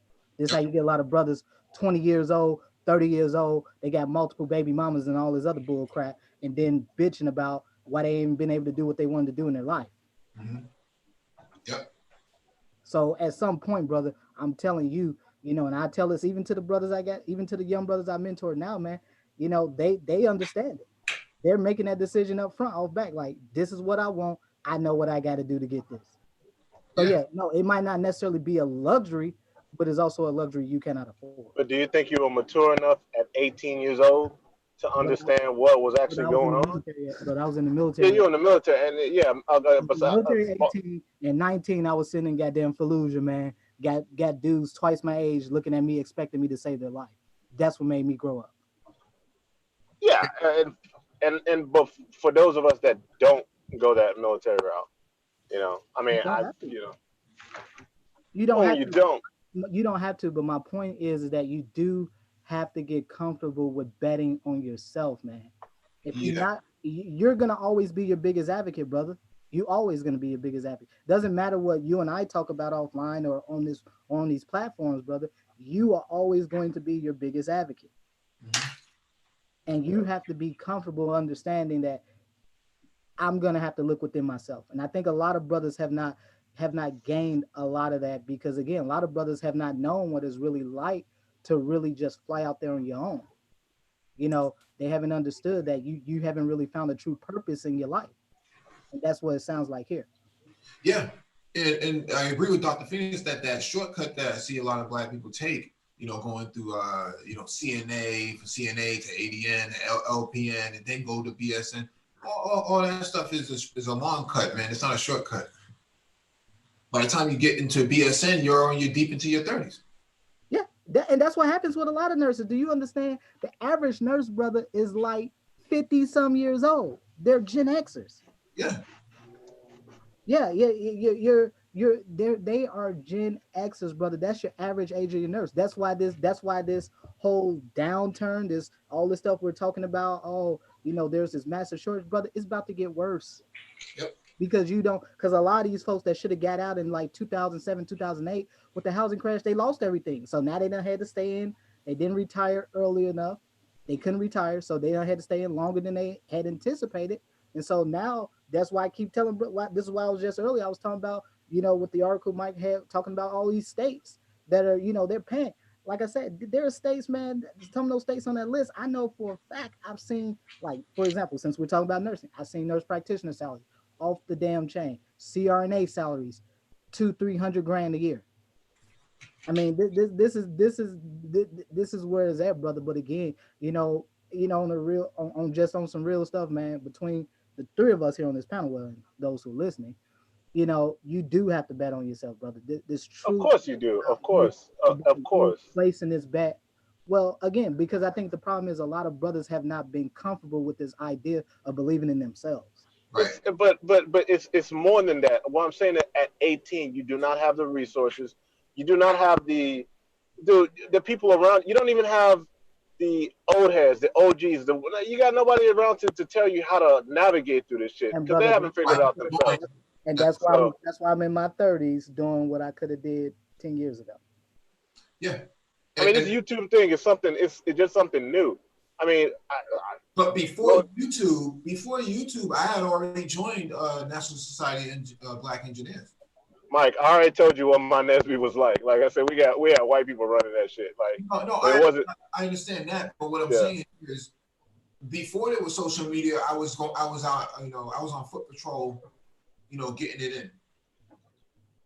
So you had a lot of older black males that could that kind of helped you navigate or dodge the arrows and stuff like that. Like, I'll tell you specifically me, man. I'll tell you what the real deal is for me.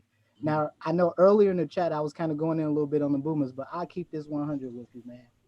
Of the 6 letters of recommendation I had people to write for me for med school, when I did for medical school, when I did the Ronald E. McNair program, 3 of them were boomers. 2 of them were brothers. In fact, one of the brothers is a retired family practice doc, and he's a former Air Force pilot. The other brother is an epidemiologist who went to Howard with Kamala Harris, and he used to work for the CDC.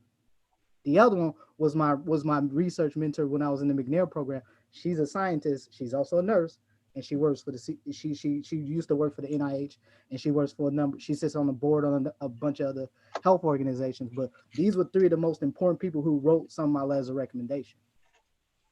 So, as much, and so what I'm saying, when I'm telling you, brother, those people didn't come into my space until I had to demonstrate who the hell I was. I didn't pick up these mentors, brother, until they saw my work or until they met me, and I sounded like a brother that knew what the hell he was talking about. They saw what I can do. And I demonstrated that academically. And so I didn't have I'm telling you as a brother, I don't have much of a relationship with my own father.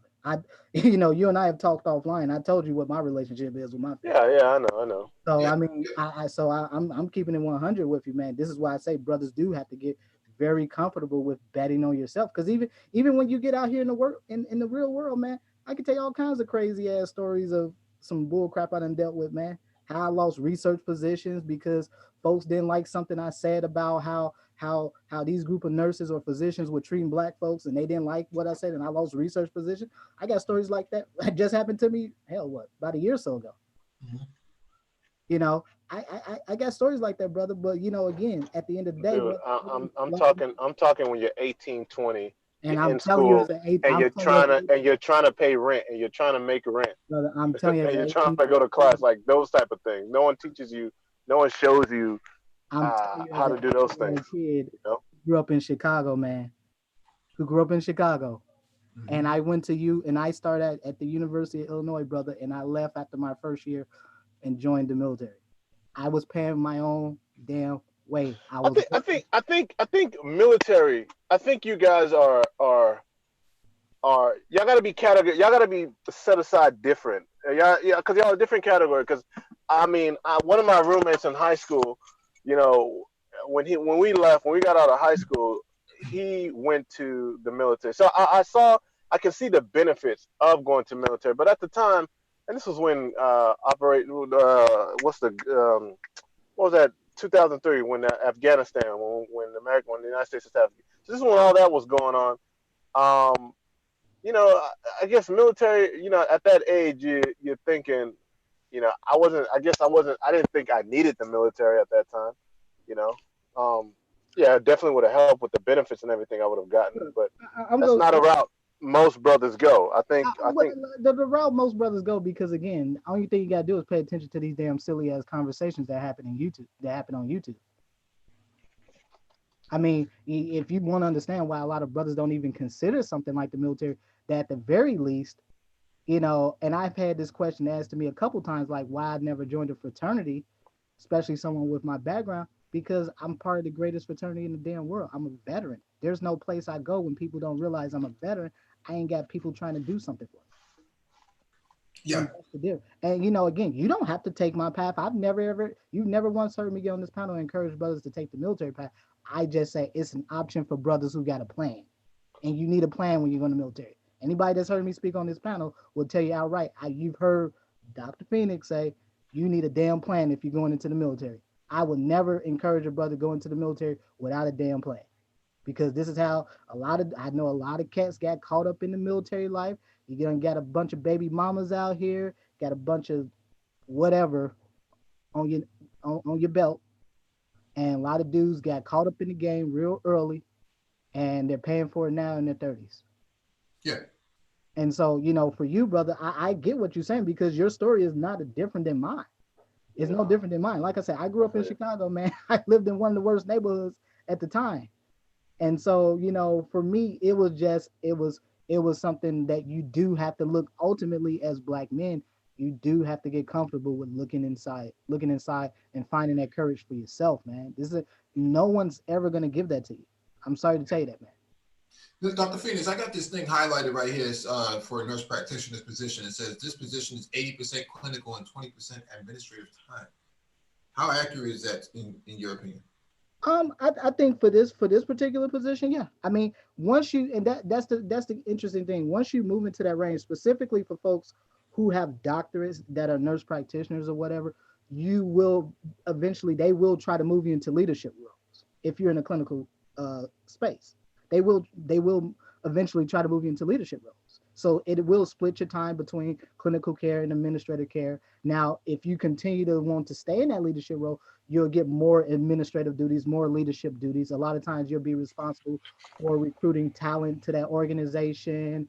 You'll be responsible for, writing up a lot of protocols for care and stuff like that for other advanced practice providers. Sometimes in many cases, I've seen it where physicians have to answer to them.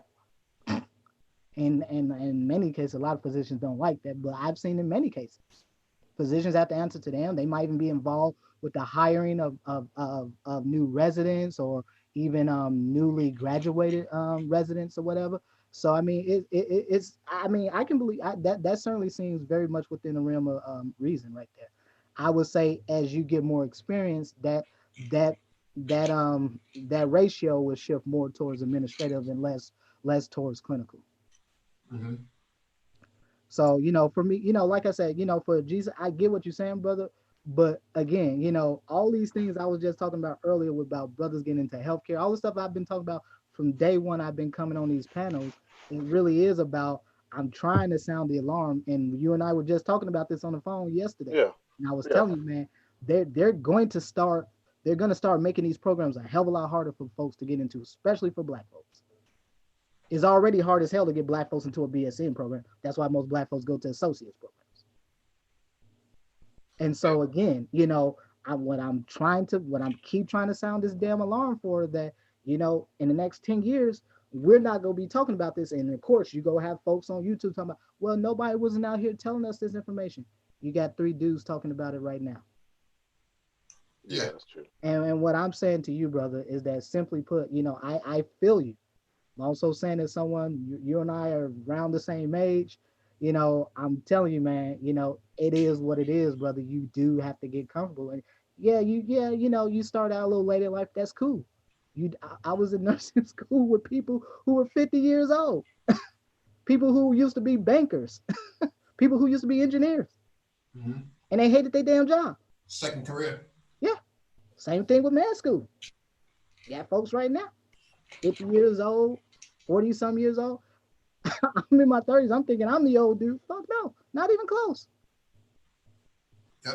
So I mean, again, brother, don't beat yourself up about this. Understand, brother, that was however long ago. Let it be however long ago, and worry about what's going on, what you can do now. Mhm. Yeah, it says, you know, in terms of training, it says successful completion of an improved nurse practitioner program. Approved. I'm about to drop some game on folks because I know you got a lot of, you might know some folks that are nurses telling, oh, I'm doing some bullshit online programming nurse. And you and I were talking about this, Ajisa. I'm going to tell you this outright. And this is from, I know straight from the industry because I got friends that went to UW-Madison, went to the nurse practitioner schools there, and they're telling me off the bat, these hiring these HR folks, because a lot of times you're going to get interviewed by either another nurse practitioner, a PA, or a physician, and outright they're asking you, what school did you go to? Because they know there are a lot of bullshit programs out there that are online, and you and I were talking about this just yesterday, Ajisa, where you got a lot of folks going these online programs that are just crappy. They don't train you well. A lot of times you have to pay for preceptors. You have to find them and pay for them in many cases. And so, you know, they are asking, pretty much everyone I've talked to that have told me this. They are asking you outright, what school did you go to? And I told you this when we were talking about this yesterday, Jisa.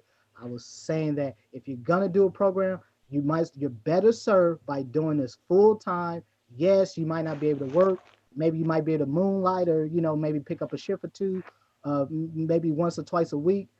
I'd rather you do that and do a program full time at a brick and mortar program at one of these more traditional schools of nursing, like one of the ones we talked about was University of Michigan, Vanderbilt, down in your area, the UT system, the UT Texas system.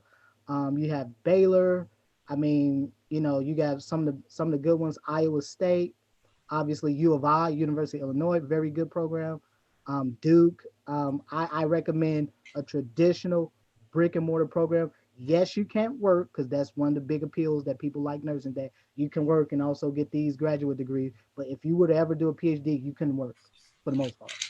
You couldn't because they're very intense and they require a lot of study and a lot of effort on your part. So, but I certainly would recommend that if you're gonna go down this route, you need to do a traditional program. And damn, I don't give a damn what anybody tells you. All this online stuff, no, kill that shit. That's more debt. You're just talking more debt. Look, yeah, there's debt, but there are plenty of ways you can, physicians and nurses have a number of things available at their disposal to pay off debt, as opposed to a lot of other professions. There are a lot of programs, a lot of government programs at your disposal. I knew folks that work for federally qualified health centers that were making they start out at like $100,000 a year, but they're paying like 40 grand on every year on your loans. They did that for like 3 years, and now they debt free. They didn't got 3 years of experience, and now they got a job making 150 grand a year. Mm-hmm. And that's just a regular 9 to 5. We're not talking, we're not talking like you're doing like 70, 80 hours a week.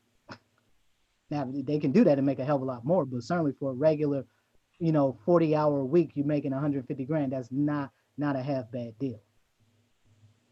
So, but I say that to say that, yeah, Massachusetts and the Northeast in general, as I was saying to Rael earlier in the chat, is that Northeast section of the country in general tend to have some of the highest physician, PA, and nurse practitioner salaries in the country. They tend to have some of the highest. Yep. Yeah, I feel you. All right. Please hit the like button if you've not already done so. Share the video if possible. Also hit that notification bell so you get all the updates from the Black Brain Trust, including those posted on the community tab. Just as an FYI, we are not certified financial planners. If you want a certified financial planner, go to cfp.net and look up one in your area. We do not give out financial advice here. Doc in the description beneath the video for you to reference. Thank you, Dr. Phoenix, for coming through. Ejisa for coming through. And we'll be back tomorrow morning for Black Tech Talk, so make sure you check that out. And then later on in the afternoon, we'll be going back to Black Health Talk as well with Dr. Phoenix. He'll be our guest speaker on this as well. Yeah, can I just add something really quick? Yeah, please, people, please, especially for the women in the chat, please do show up because we will be talking about maternal fetal health and postpartum health issues with women. Yep. So Thank you all. Have a good night. Shalom.